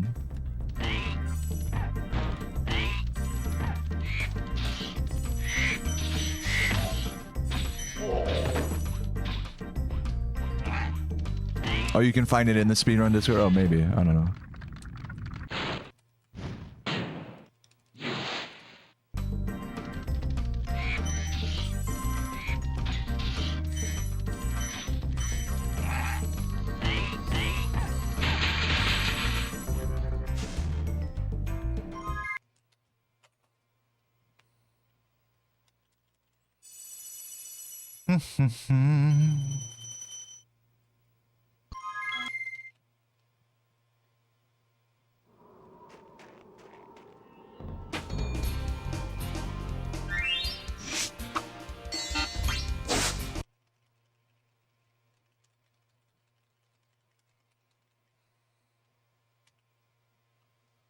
Sit up a little here, stretch.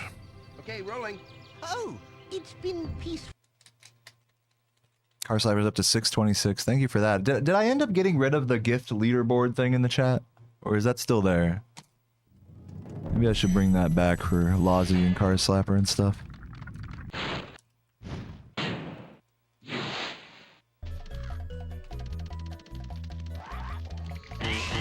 You tried sharing it? What, the Mod the Dragon thing? Yeah, you can post links in my Discord if you want. But it doesn't matter. It doesn't sound like the person that was originally asking about it cares, so it's all good. Don't worry.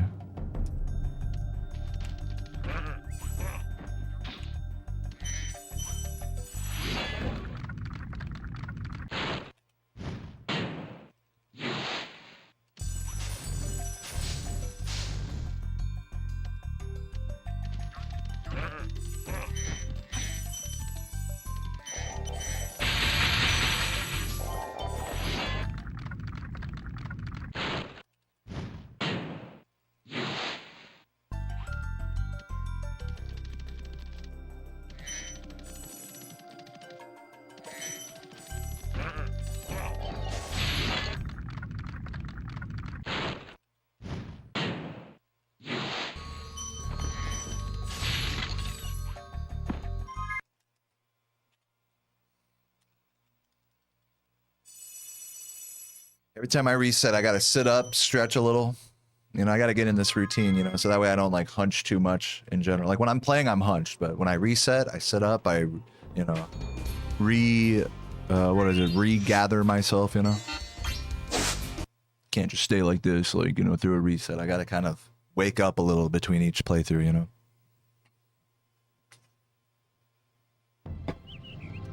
Okay, Do I have a favorite level? Wizard Peak is up there. Even though I killed my run earlier in there. Wizard Peak's a good level.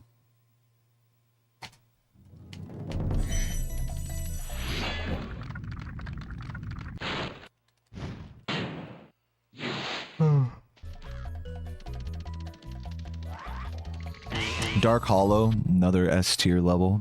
I made a whole level tier list, by the way, in case you're curious. Just look it up on YouTube. Deo Man, level, Spyro, tier list, penis, balls.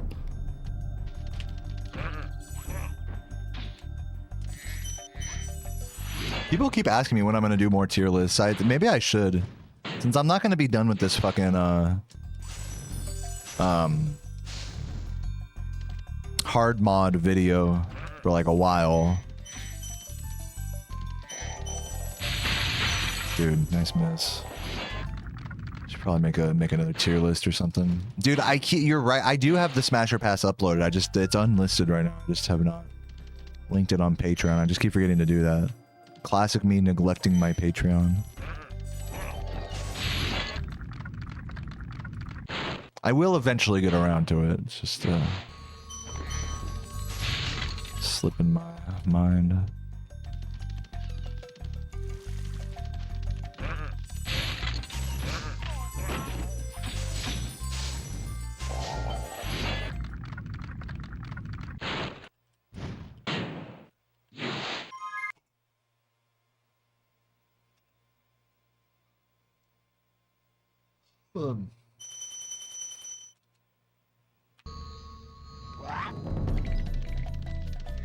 I do feel very centered in my runs today, like emotionally, like I'm just kind of, like I'm not feeling too extreme. In my lesson with Ali yesterday, we were talking about like Buddhism and like the middle way and all that. Like I feel very like,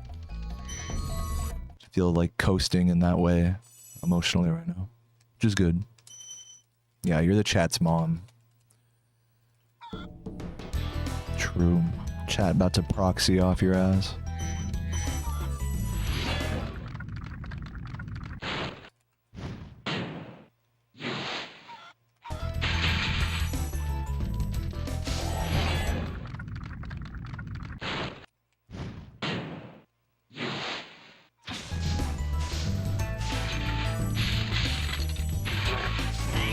I was really early on that cycle.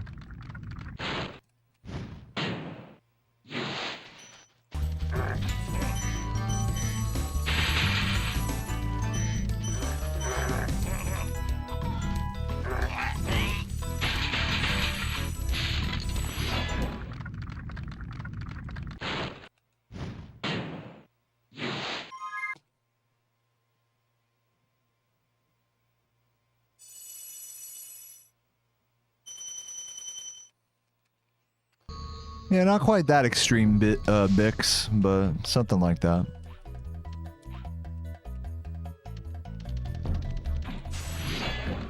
What's up, Kale? Thanks for the good luck.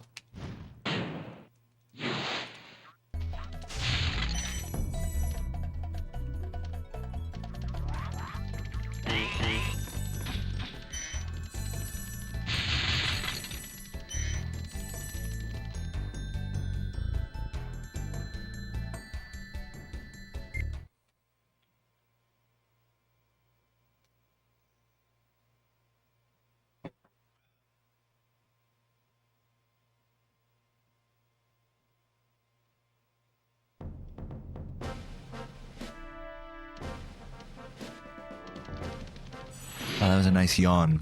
Good yawn moment.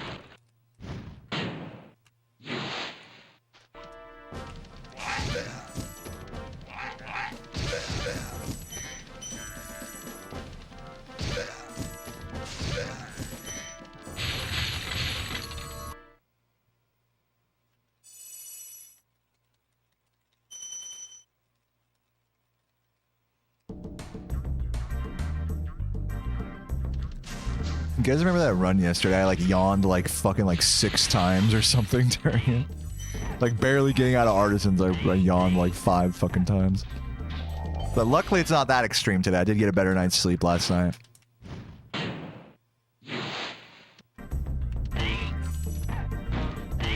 Yeah, I had some crazy dreams last night.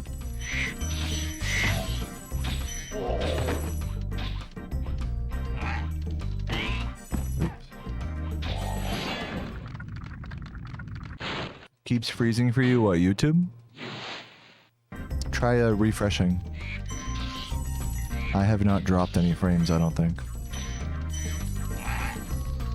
Ugh, annoying. Not gonna make it. Oh, it did make it, okay. Let's see what the damage is. Probably missing a 10, I think that guy had. Hopefully it was a 5. Hopefully we're over 190. Okay, yeah, that was just a 5. We're good. I got the guy with the 10.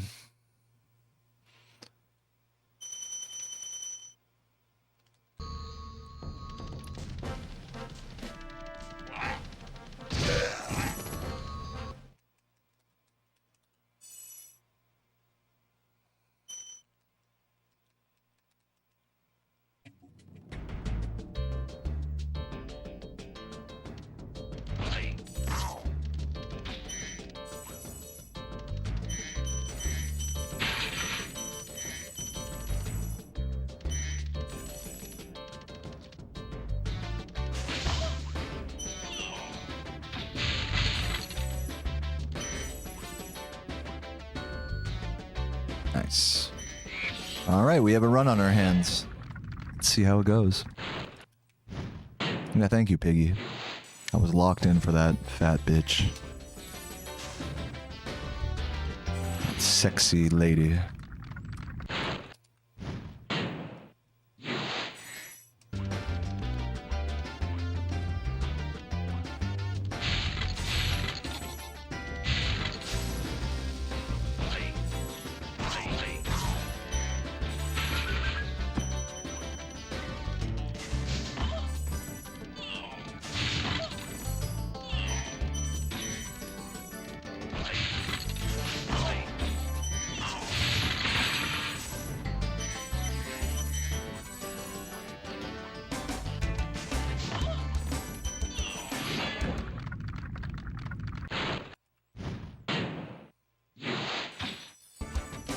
Nice, good collect there. 285, exactly what we want. And the minus 69, I like that.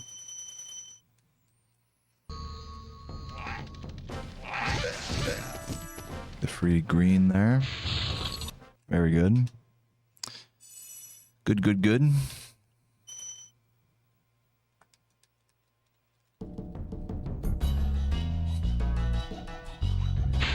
Nice, love that.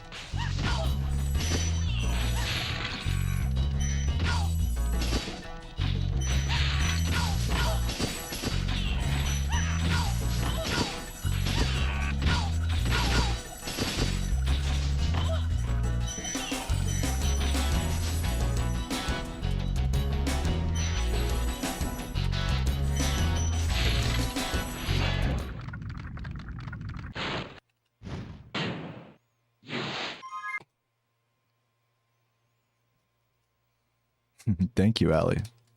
I agree.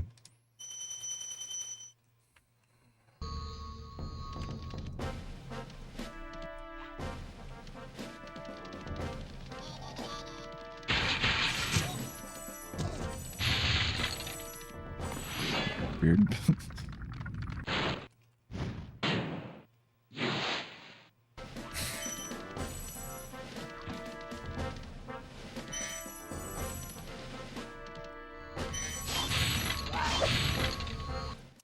Fine. That guy dies automatically when you exit the level. It's one of 2 enemies in the game that does that.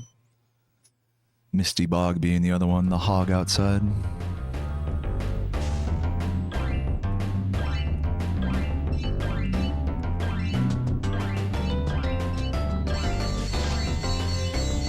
Do do do do do do do do do.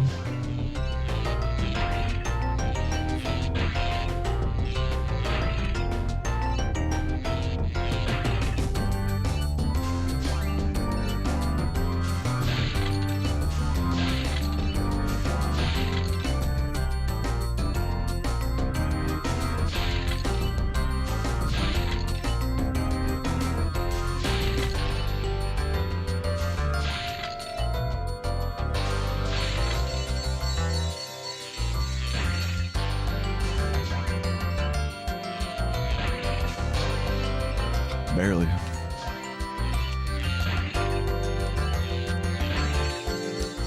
It's closer than it needed to be. But those spinners got me. I think it was the spinners that saved me there. Thank you guys for the energy.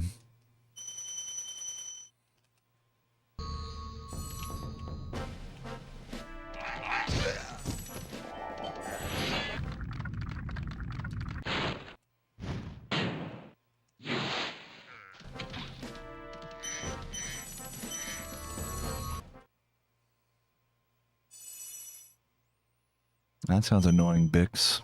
But welcome to the Twitch side. Welcome to the dark side.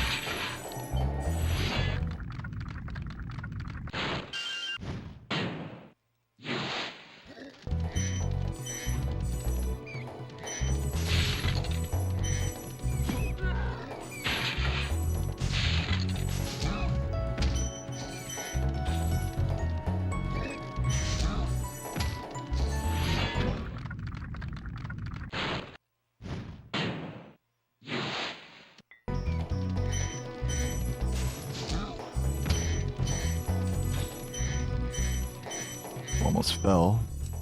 A little scary. What's up, Scurry?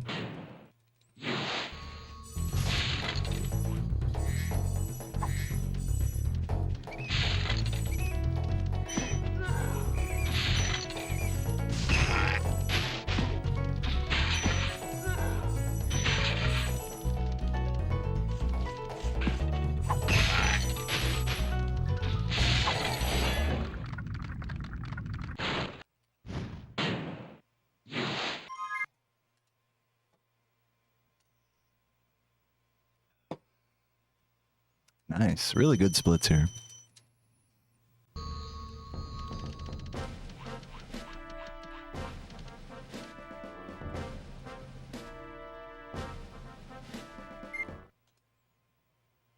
$38. Love that. Love it.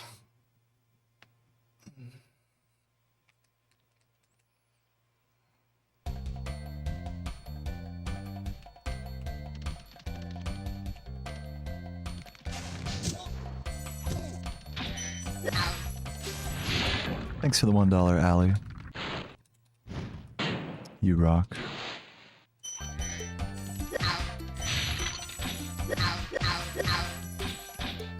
Oh no.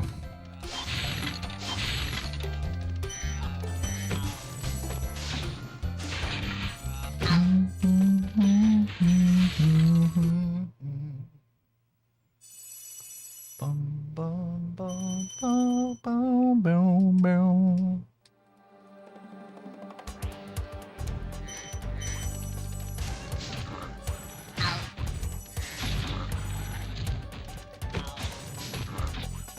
Oh, bad.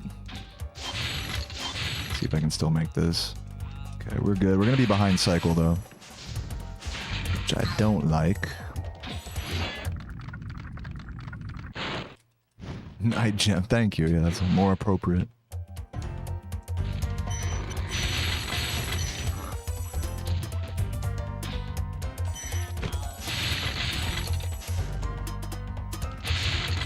Ooh, I missed that guy's 10 and a green there. So I was trying to be too quick to catch up to the cycle. That's on me there. So, missing a few gems.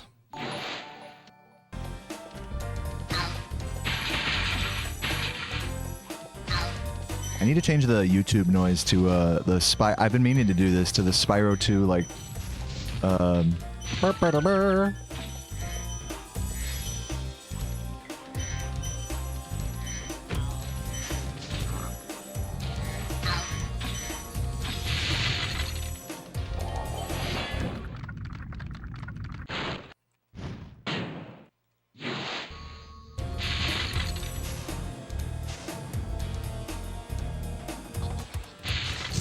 Nice.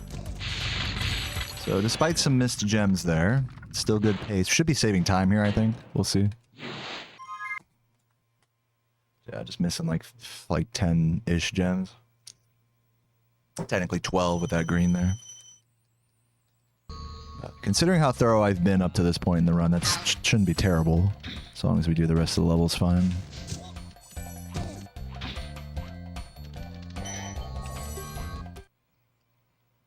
Thank you, Bix. Speedy beady.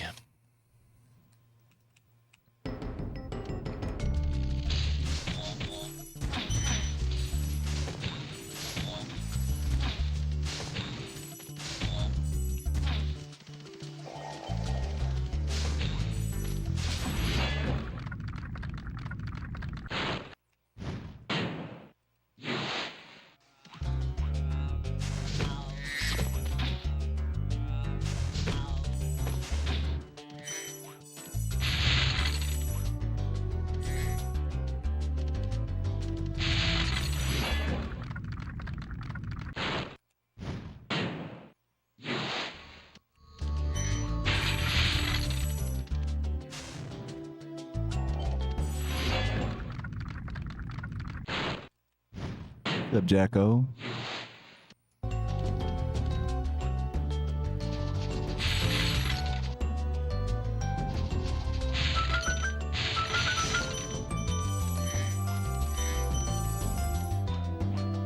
weird on that. Late split. What's up, Simple Tomorph? Thanks for the good luck.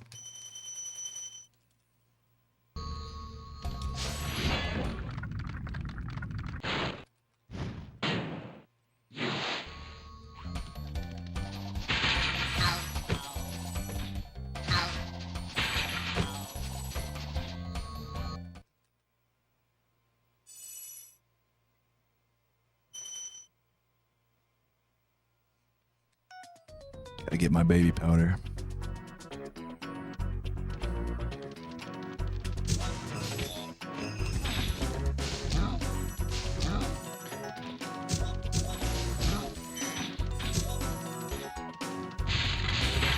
Somehow got that.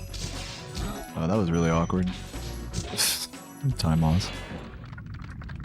It's not supposed to hit that guy earlier. Okay, let's see if we don't fuck up the supercharge this time. Pray for me.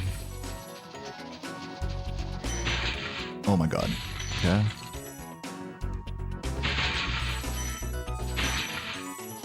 Just go right. Grab this.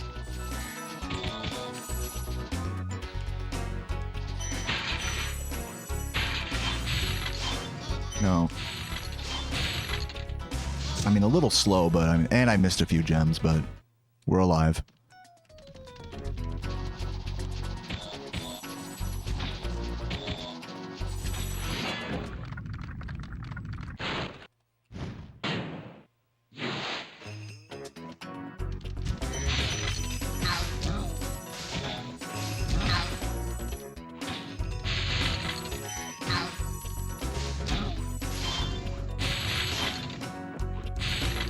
Yeah, definitely losing some time here.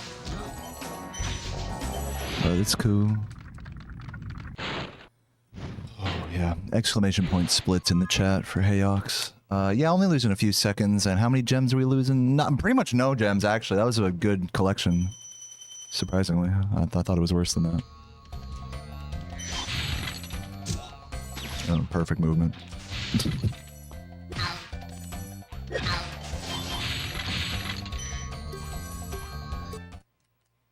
Is the stream dropping frames? No, it's not. Try refreshing, Jamie.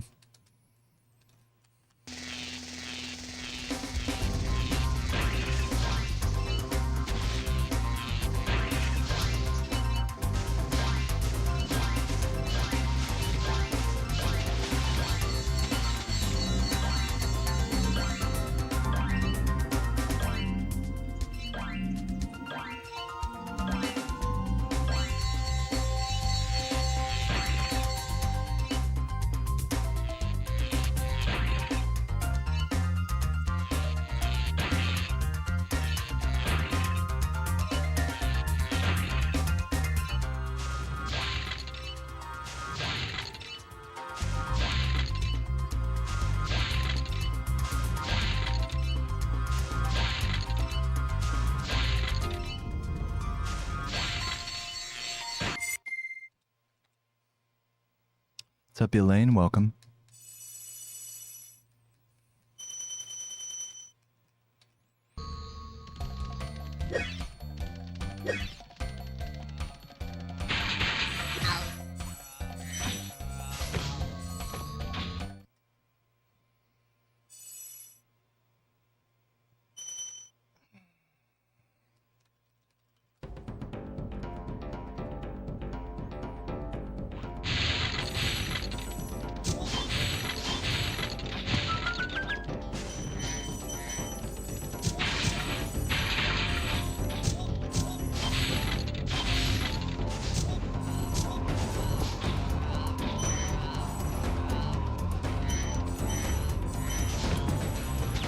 I hate it. I just hate it so much, everybody.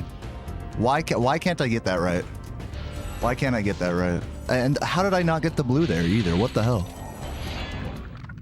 It's right there in front of me every time, the God Cycle, and I throw it because of the fucking first platform. Every time. Every time. Even in practice, I noticed that exact thing would happen. And I tried addressing it, but no good. Where's Sparks? No Sparks? What the... Oh.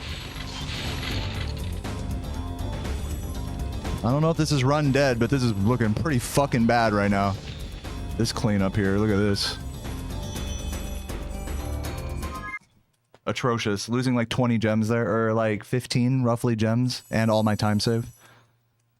That's what I get for not doing that strat correctly. I mean, I shouldn't be surprised. Give me this. Terrible. Terrible, terrible, terrible. I threw a world record right there. It was so close to working, dude. It was so close to being right. It's the fucking... I know exactly what it is. It's like the fucking... The first platform is down because I'm on a good cycle, and I'm scared to wait. What I need to do is when it's in that position, I need to fight every feeling in my body to get on that platform and wait for it to start coming up so I can charge onto it. That's the change that needs to happen there. And I still have yet to incorporate that into my muscle memory. It's really shameful because I just threw a world record right now over it, but... We're just going to continue and see what happens. Shameful stuff.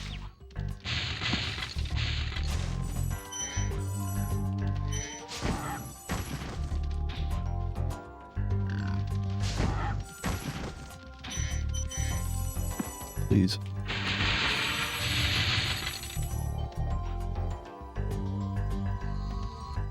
All right, let's see what the gem count looks like. I'm actually curious. This is not... it's okay. It's not great. I'm not going to be able to be super duper ballsy in Bog. The missed gems in Alpine and Blowhard cost me the strats here. Cost me the count.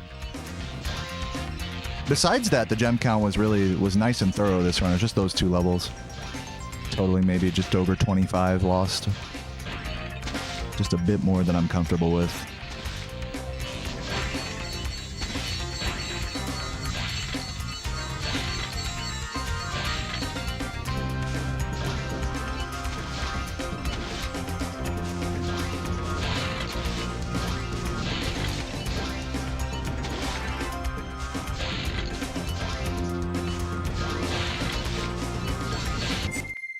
I'm not looking at chat right now.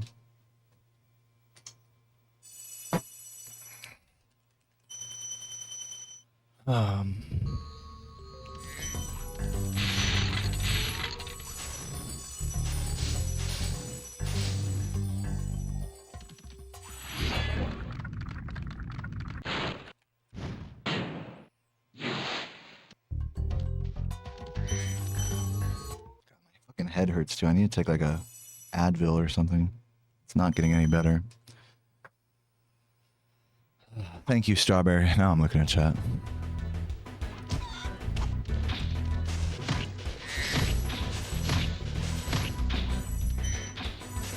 I think I had an extra sparks.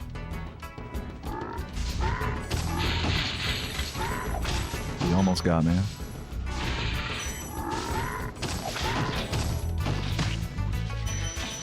Give me that.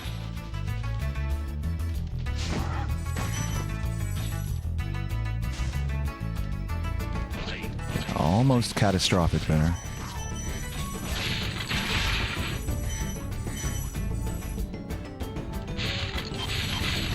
I'm just gonna do this, even though that's why I got the guy's fucking corpse. I flamed, by the way. I totally flamed. I had plenty of time to flame there. I totally flamed. The guy's corpse blocked me there.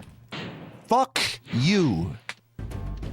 Like, how rare of a fucking situation can you get with that? And now I have no sparks. This is just a joke. I might as well reset now. Crazy. Crazy situation there. That's like so unlucky. That's exactly what I get for going for the fucking Ash route when I'm undergemmed anyways. Like, what the fuck am I even thinking? Skipping those enemies. Idiot. Just all around fucking idiot.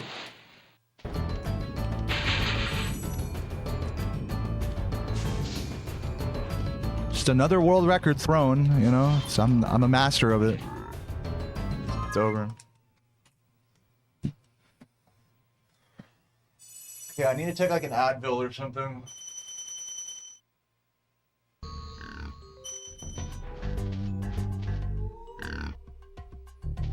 I'll be right back.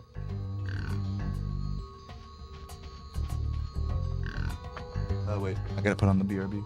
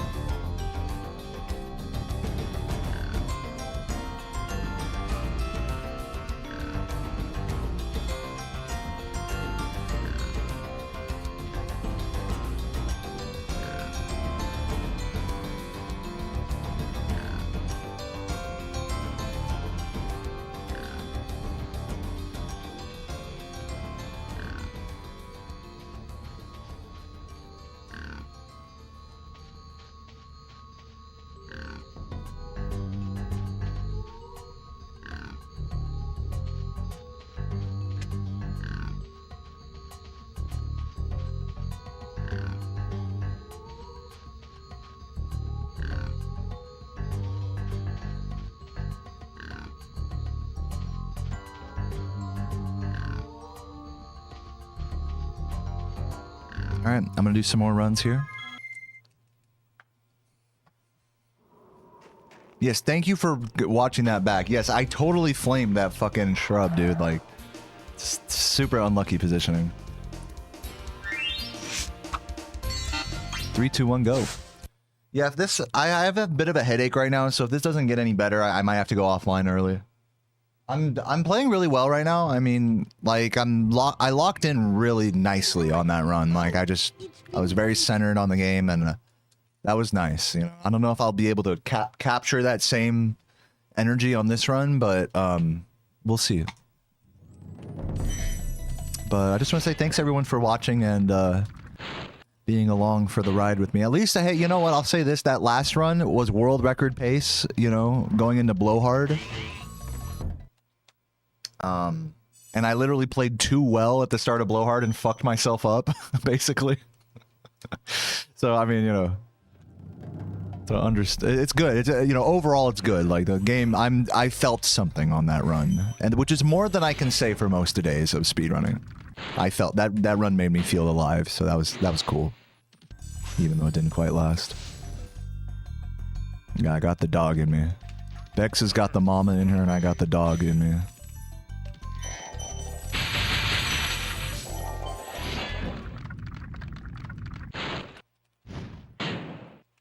Hey, what's up, Getro?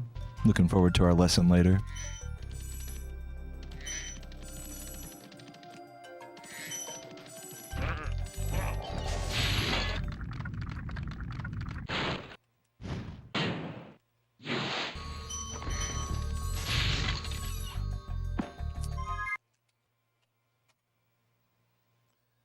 Sit up.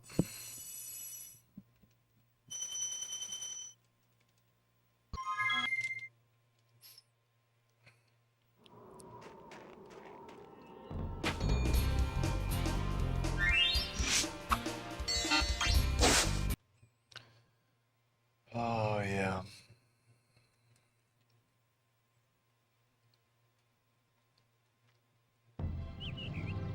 Okay, rolling.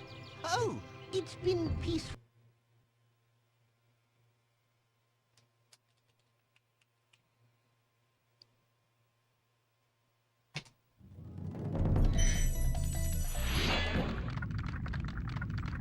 Yeah, there you go, Getro. I'll be the first to tell you that that is not optimal, but if it's fun, that's more important. So good on you.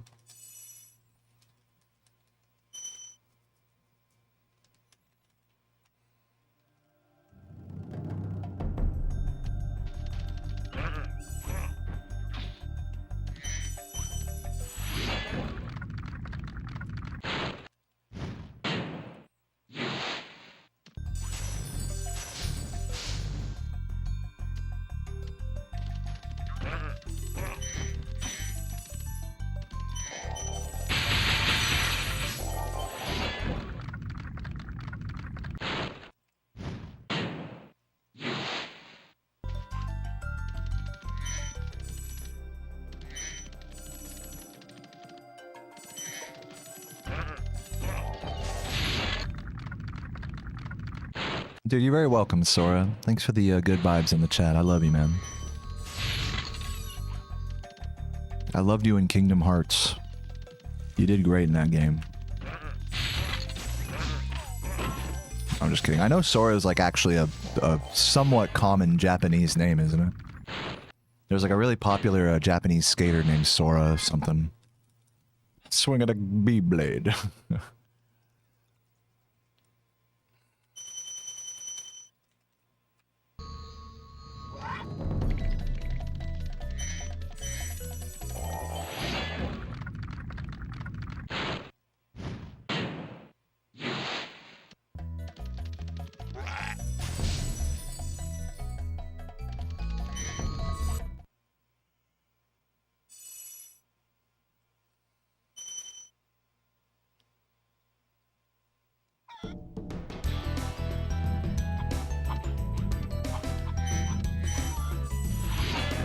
Favorite homeworld? I don't know. Magic Crafters.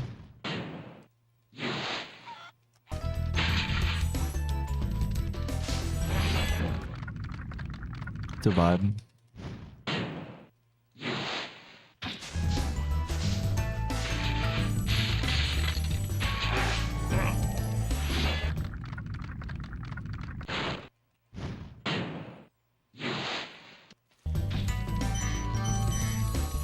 We have a 2-hour playlist of simple and clean mixes. That's cool. I like the I'm sure you've heard this one, the acoustic like live performance of that song. Really like that one. And everyone roasting her in the everyone roasting the singer lady in it for like not being like perfectly on pitch, even though it sounded great. But everyone in the comments is like, it doesn't sound exactly like the recording, so I'm gonna give this one an F, you know, like give this one a 2 out of 10.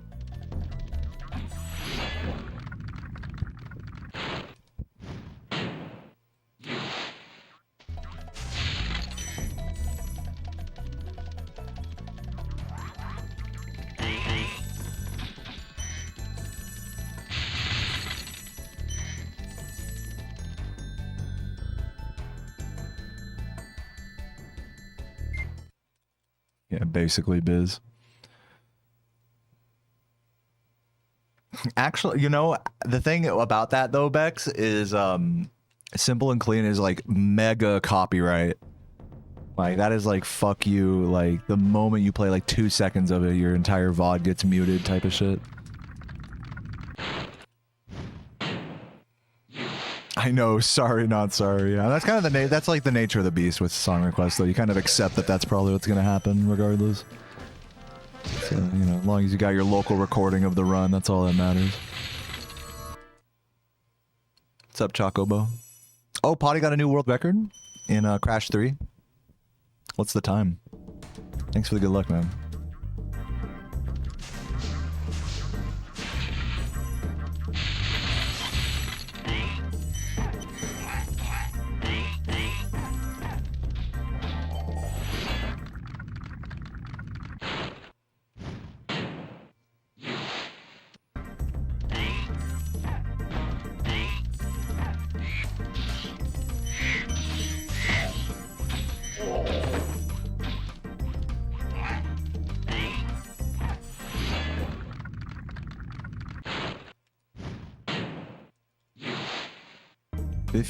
Oh, I think you meant to say 158.07 for 105%.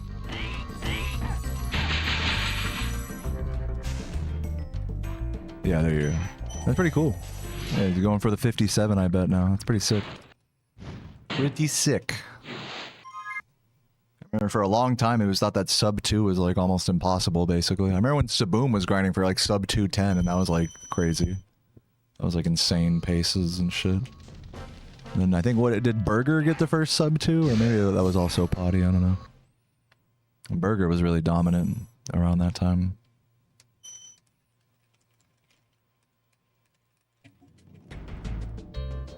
Is the guy that claims the Autumn Plains music still around? Yeah.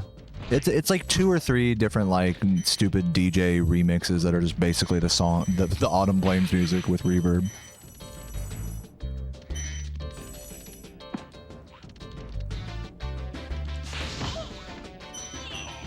Nice.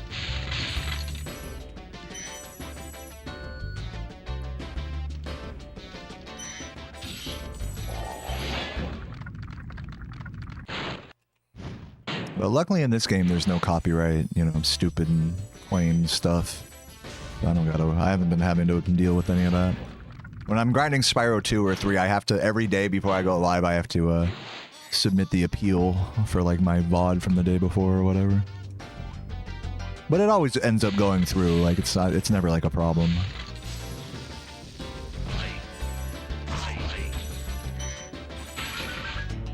Or sending in the dispute, rather, it's called.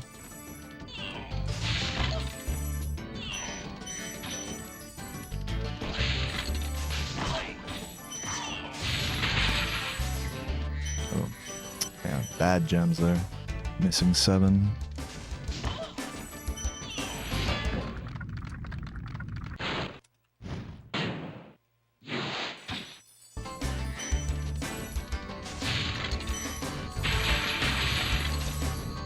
You never heard back from your YouTube reporter? I mean, yeah. I mean, we tried to like mass report one of those videos, but it's just like it's more trouble than it's worth. You know, I'm not trying to. Also, I'm trying not to get in trouble for like, you know, targeted harassment or whatever for mass reporting a video that deserves it or whatever. You know. So it doesn't. Like I said, guys, it's not. I know it's stupid. It's unjust that people can copyright claim the Spyro 2 and 3 music, but it's not a big deal because you can dispute it, and it literally 100% of the time is accepted, and you get your monetization back. So it's really not a big deal. It's just silly.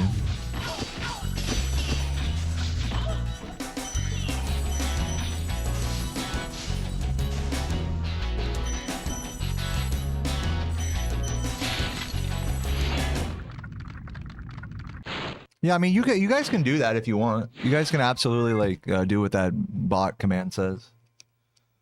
It would be helpful for reducing the annoyance of it if those videos did end up getting taken down. But you know, in all honesty, they probably never will, and that's fine. Whatever. Who cares? There are bigger fish to fry in this world, my friends.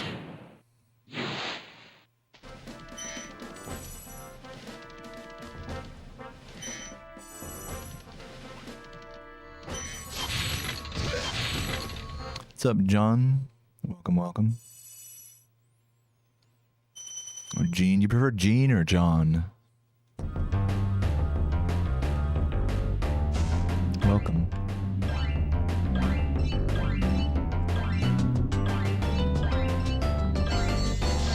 John. Yeah, that's what I figured. It was like John.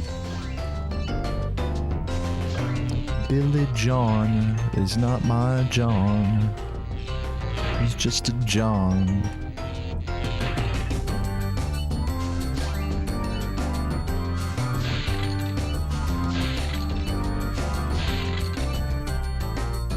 Thanks for the good luck, Arky.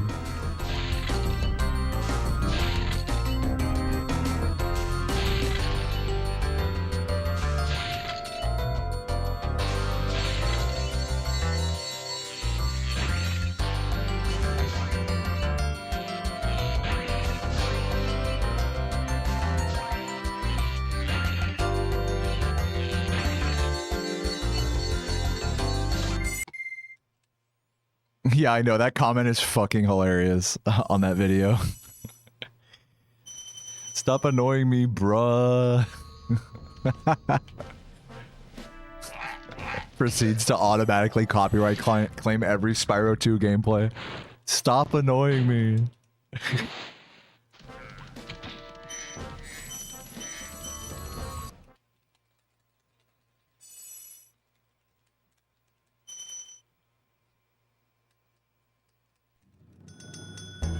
Yeah, thanks for the good luck, Arky.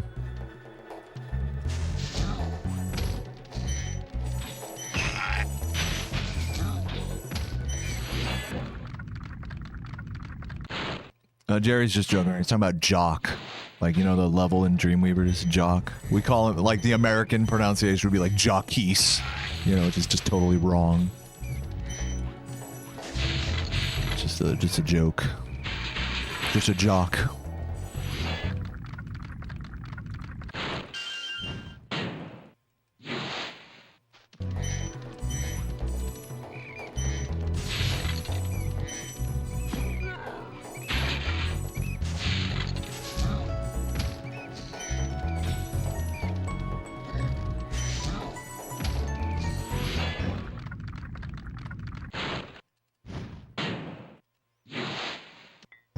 What's up, actual hater? The real American translation is Jack. Alright, well, there you go.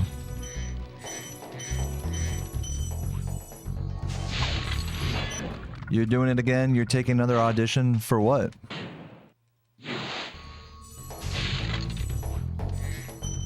I'll listen to you. You're good. Thanks for the good luck.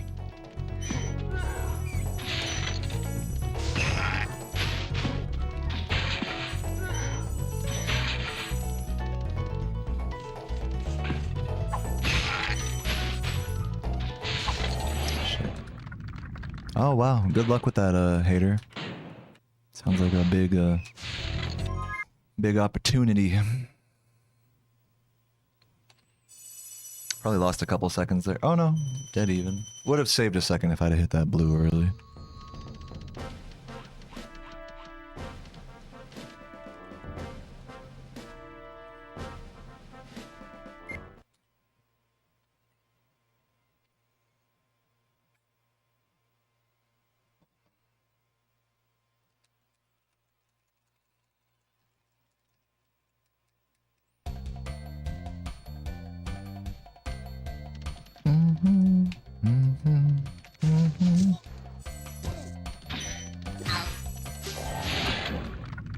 Dude, you see that, hater? You got some competition in the chat.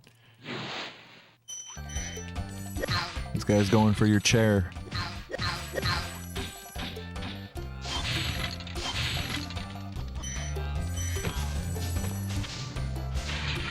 No, I accidentally jumped. God damn it.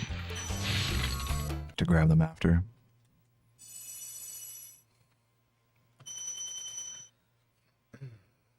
Yeah, we got a bunch of professional brass players in the chat with all these honks and ooh-woos.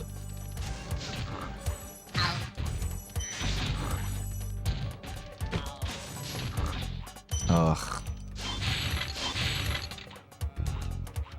Is this gonna be like another good run that just dies immediately in Magic Crafters? I hope not. Thank you, Miris.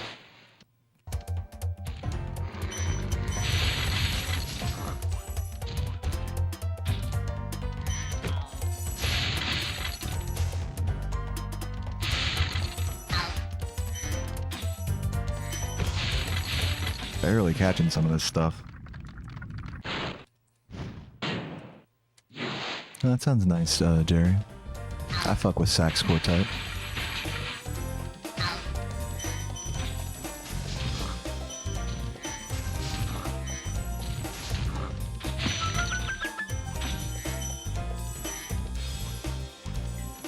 Jump, jump, jump, jump, you fucking dumb fuck. Jesus Christ.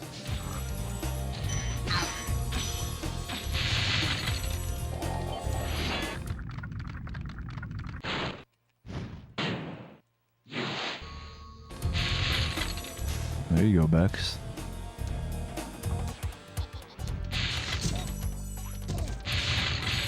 We'll make you first chair in the Slag Symphony. First mama. No, concert mama. We'll call you that. Instead of the concert master, you get it? Ba-doom, psh. Oh, I should have grabbed those other enemies, but whatever. Fucked it up. Definitely a bit undergemmed here now. But we keep it moving.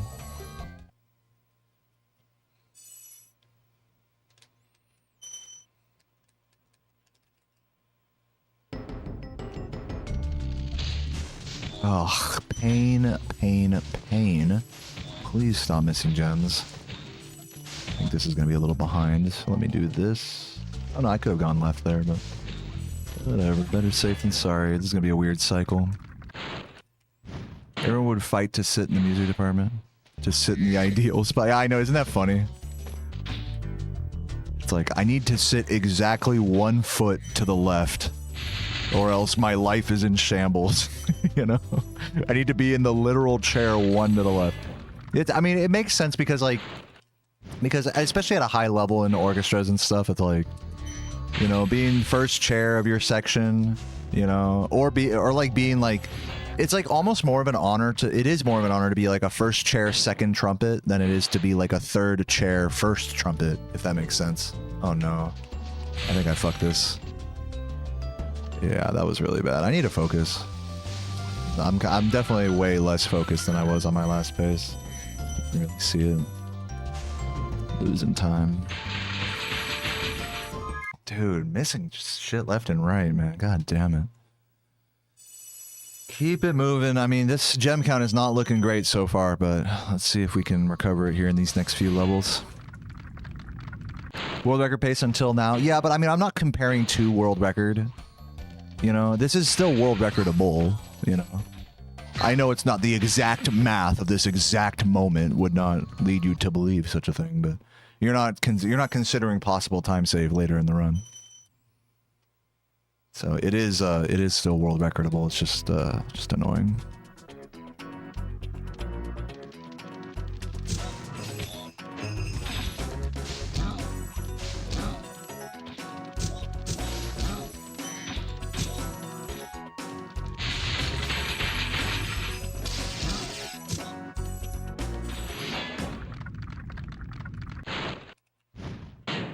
What's up, Jack? Uh-oh, I jumped on it. I might want to be careful here. I might just do the old strat, since I've been getting fucked up by the new one today. Wow, that was terrible. Losing gems. Dude, and I'm losing gems that I really can't be losing right now. I, like, need to be thorough, and I'm just still fucking it.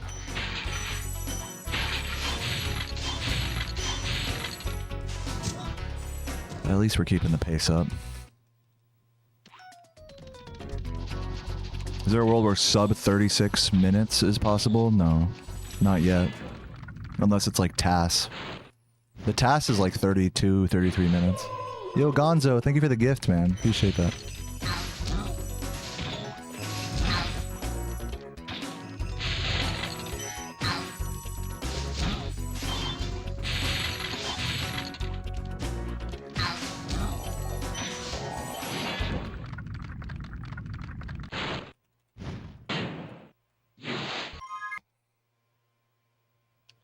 That wasn't a horrible gem loss. I guess I only missed like 5 compared to optimal, or like more like 7.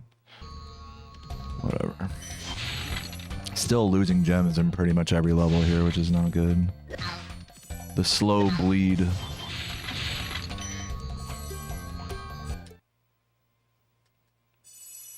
But it might not be as bad as I think. I mean, we'll see. Yeah, 2643. I mean, no, we'll see. We want to be above 265x here. Yeah, it's definitely recoverable. It's just not great.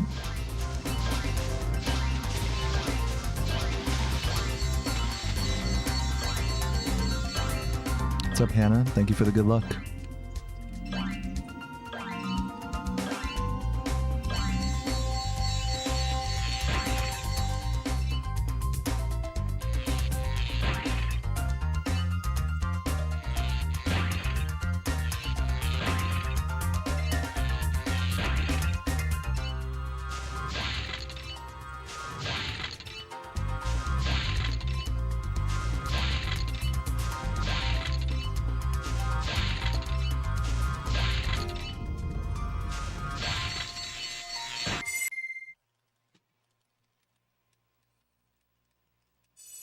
You ever find a huge time saver somewhere in the game? I'll be the first to know. Thank you. 7:36 in no time. We're counting on you, Allie. Find balloonist skip. You got this. You're a lurker but got gifted, so figured pay it forward. Dude, thank you, Gonza. That's very sweet, man. What a kind message, man. Appreciate you.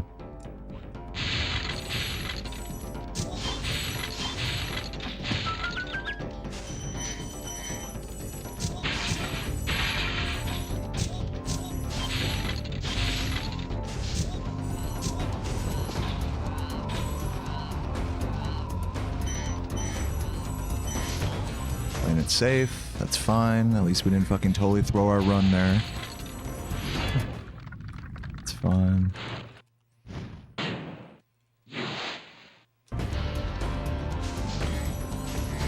Barely catching him on that.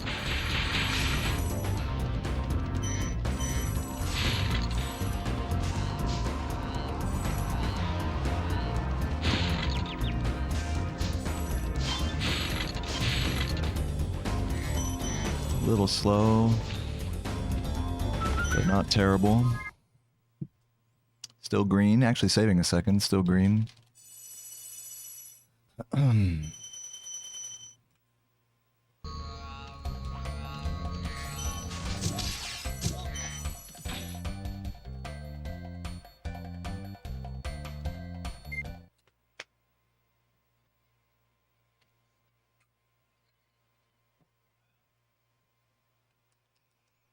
It's still not quite a sub 22. I think I see Ash getting sub 22s every now and again, which is pretty crazy. But it's still decent pace.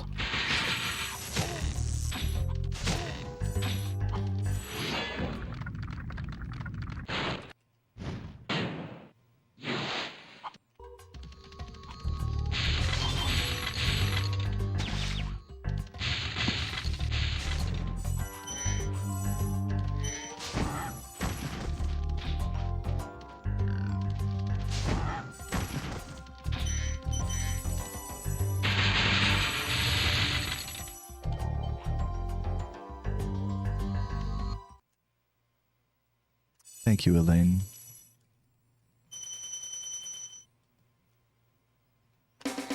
Did not look at my gem count, but it's okay because I can check it on the exit.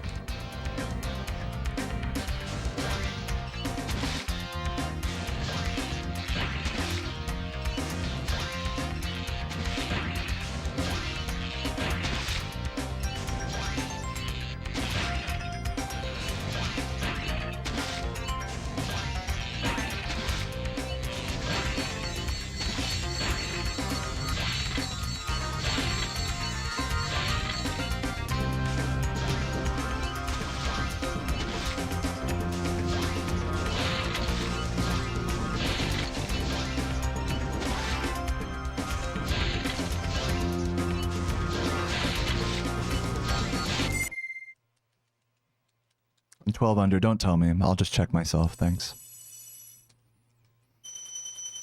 Alright guys, I'm 12 under.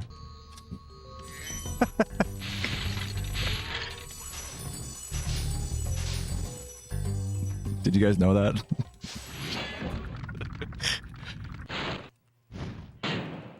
No, this isn't a terrible gem count. This is definitely doable. I might still YOLO the downstairs area. I'm not sure though. We'll see. Is there a definitive meta? Yeah, I mean, definitive is a strong word, but yeah, there is a meta of what gems to grab and which ones not, which is going to be embodied in this level by the things I do or do not skip.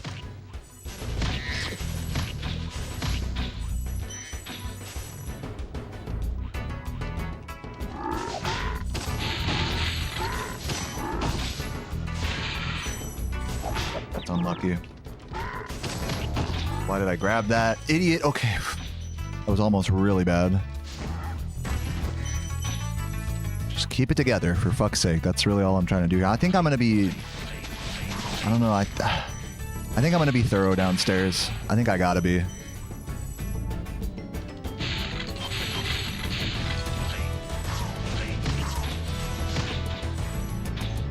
So this is losing time to PB right now. I think.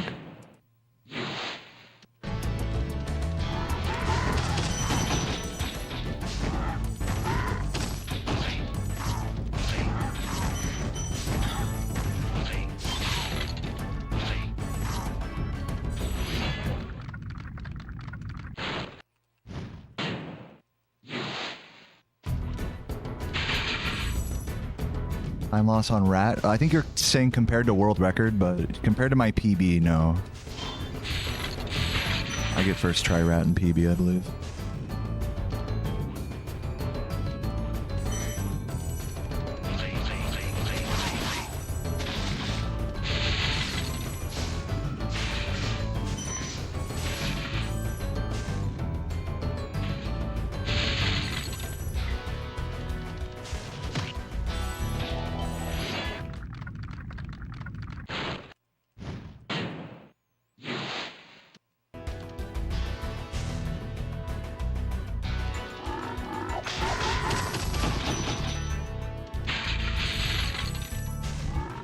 Wow. I mean, I'll take it. It's definitely a more thorough bog than I wish I, had to do, but we're in one piece. Probably losing a few seconds here. Maybe 5 seconds. We'll see. Okay, only 1 second loss there. That's not bad for the amount of gems I got, which is less than I was hoping for, but whatever. It was good. I'm glad I didn't skip more gems, I'll tell you that much.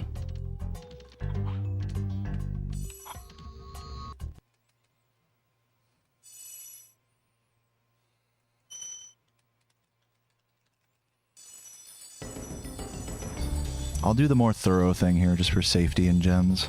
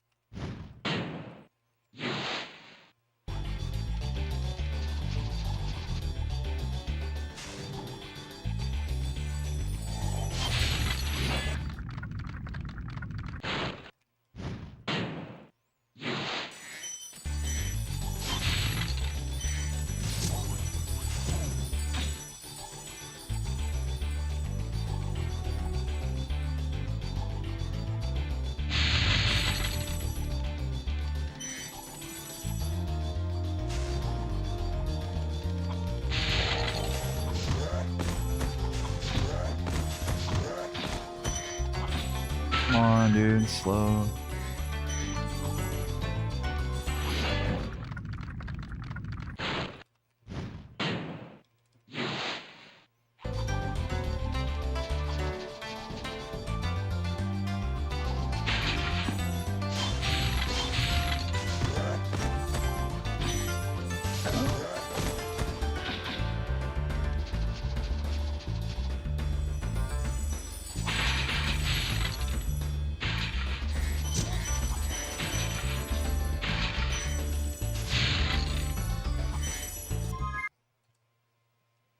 Okay, nice.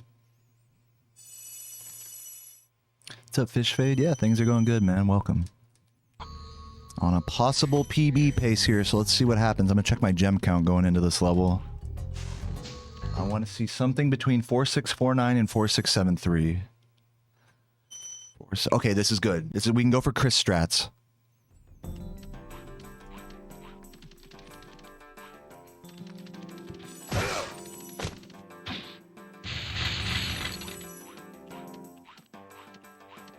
Do have to grab some extras. I'll grab the extra reds. Not here, but later.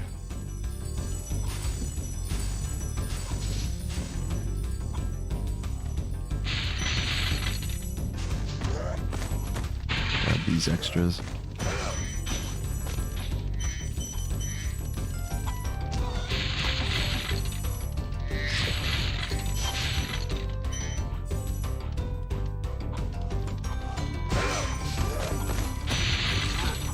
No!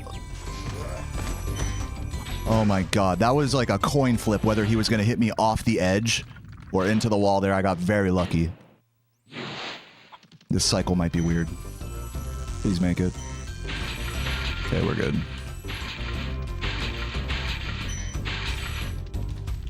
Oh, and we got the lucky yellow making up some of that time loss.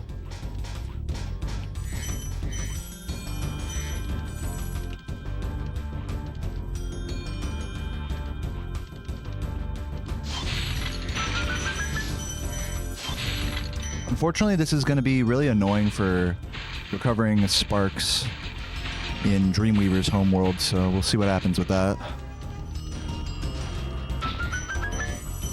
So yeah, that hit definitely had some annoying implications. But it's not dead yet.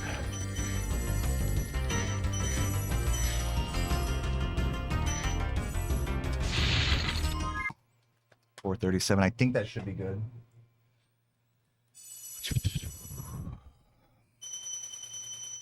Okay, good.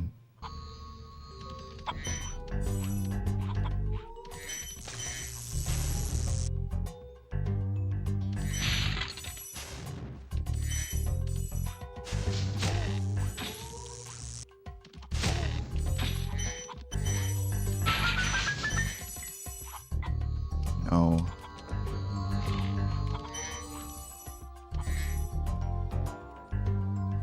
Losing a second or two there. All right. So I got to grab both fodders at the start of this homeworld here. Yeah, I skipped some gems in Metalhead, and that's what I was referring to in the Chris route. That's why I saved time there. Okay. Careful. Now one more sparks here. Good. Just grab this guy. Fuck the reds. You grab that.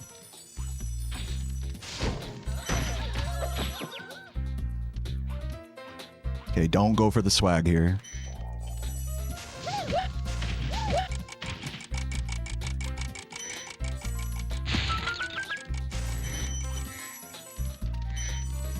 Just keep it safe.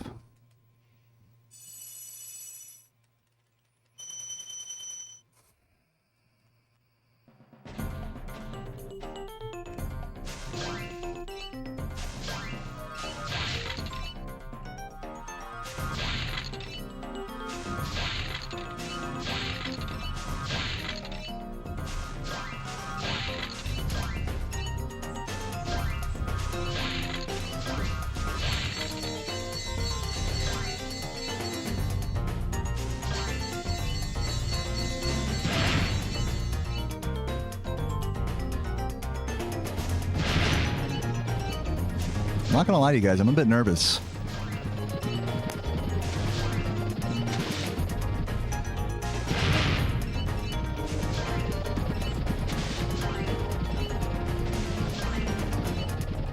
Hands are sweaty.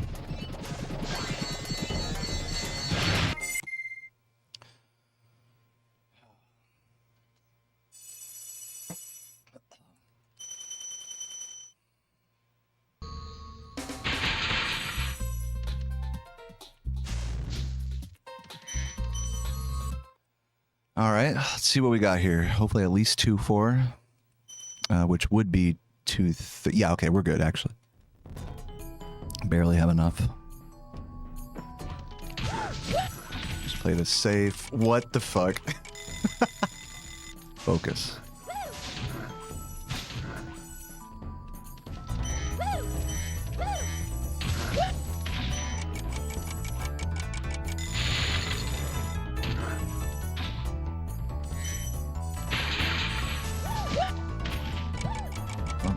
Play it safe.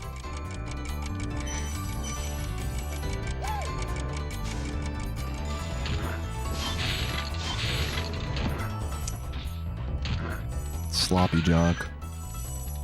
Did not want that. Okay, we got the gems anyways. Probably losing a few seconds here. But we're alive for now. I'm glad I slowed it down how I did though, for, you know, for what it's worth.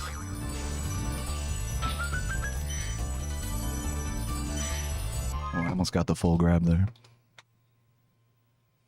Yeah, I probably could have saved time on that split, but whatever. It's fine. Gotta grab the red here. And the blue. All right. That might maybe world recordable. I don't know. Definitely PBable with the first try rat.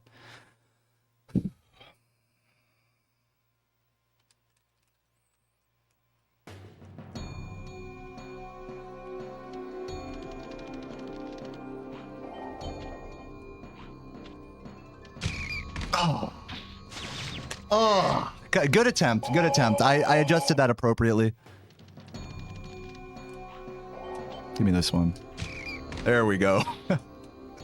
Well, no PB, but hey, still a really good run. There's got to be a sub 37. Like, got to be sub 37:30. This is huge. Huge run. Very nice. Yeah, that first rat was being a hoe, but what are you going to do? I clutched it up. I'm not mad at all. I am coping a little, but, you know, that's how it goes. Oh, geez. Come on. Imagine I get first try rat and then that bonk costs me world record. That would be so sad. At least I can breathe easy now.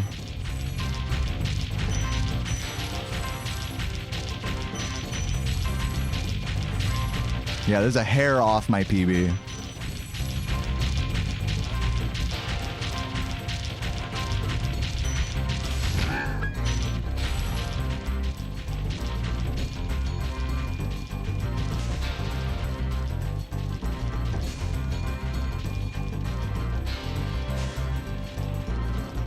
I'm a little scared on that jump.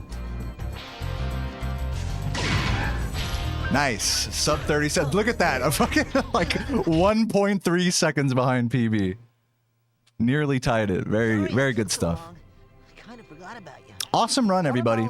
I'm really not mad about that. I'm especially proud of the keeping it solid under pressure.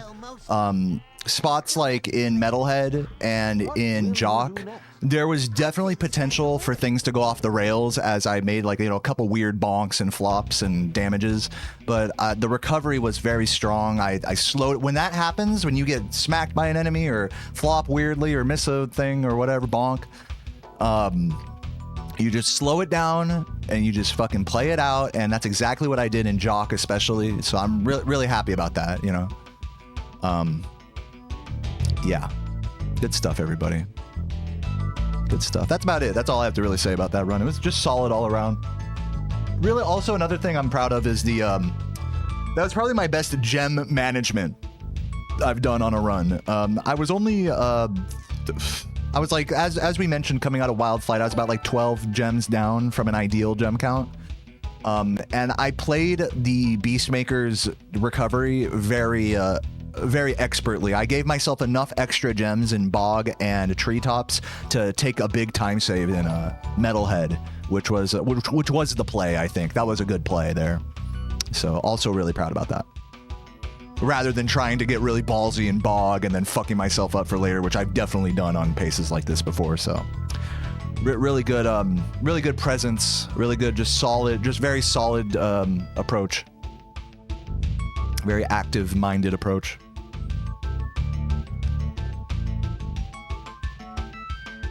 So yeah, GG's everybody, GG's, and thank you, Actual Hater, for the gift. And I see we got $2.49 from Elaine, some copium from Copenhagen. Thank you.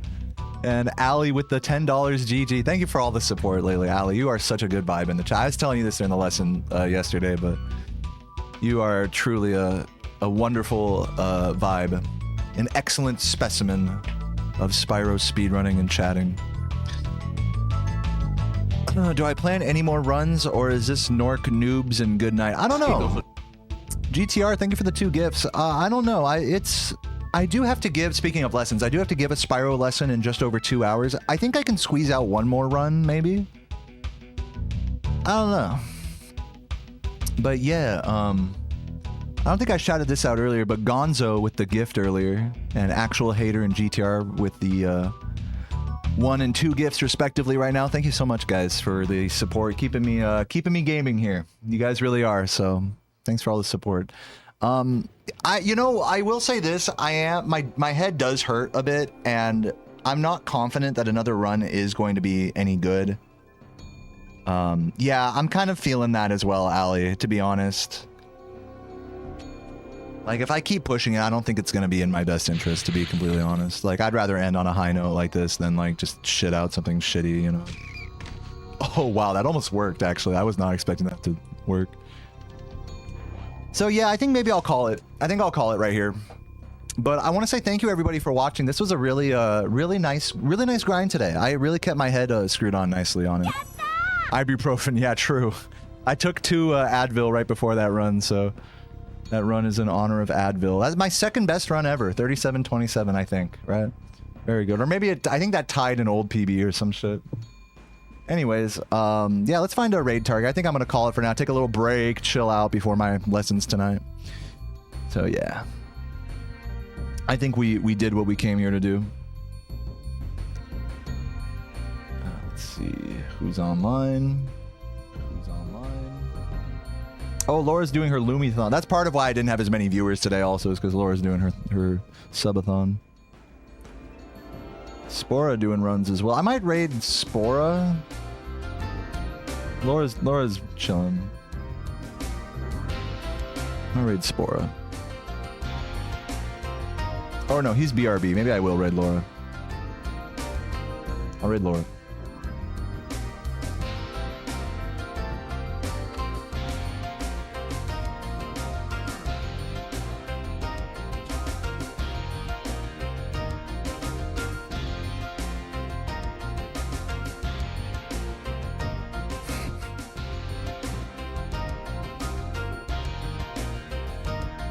Oh, are you streaming right now, Bex?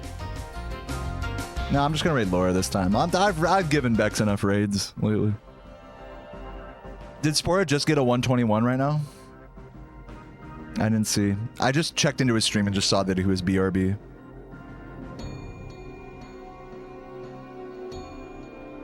He did get a 121 semi recently, though. I did see that, so GG's to him. Anyways, see you guys tomorrow. I'm gonna chill out, play some RuneScape, and do some lessons later. So, more Spyro later tonight for me. Hey, nice cock.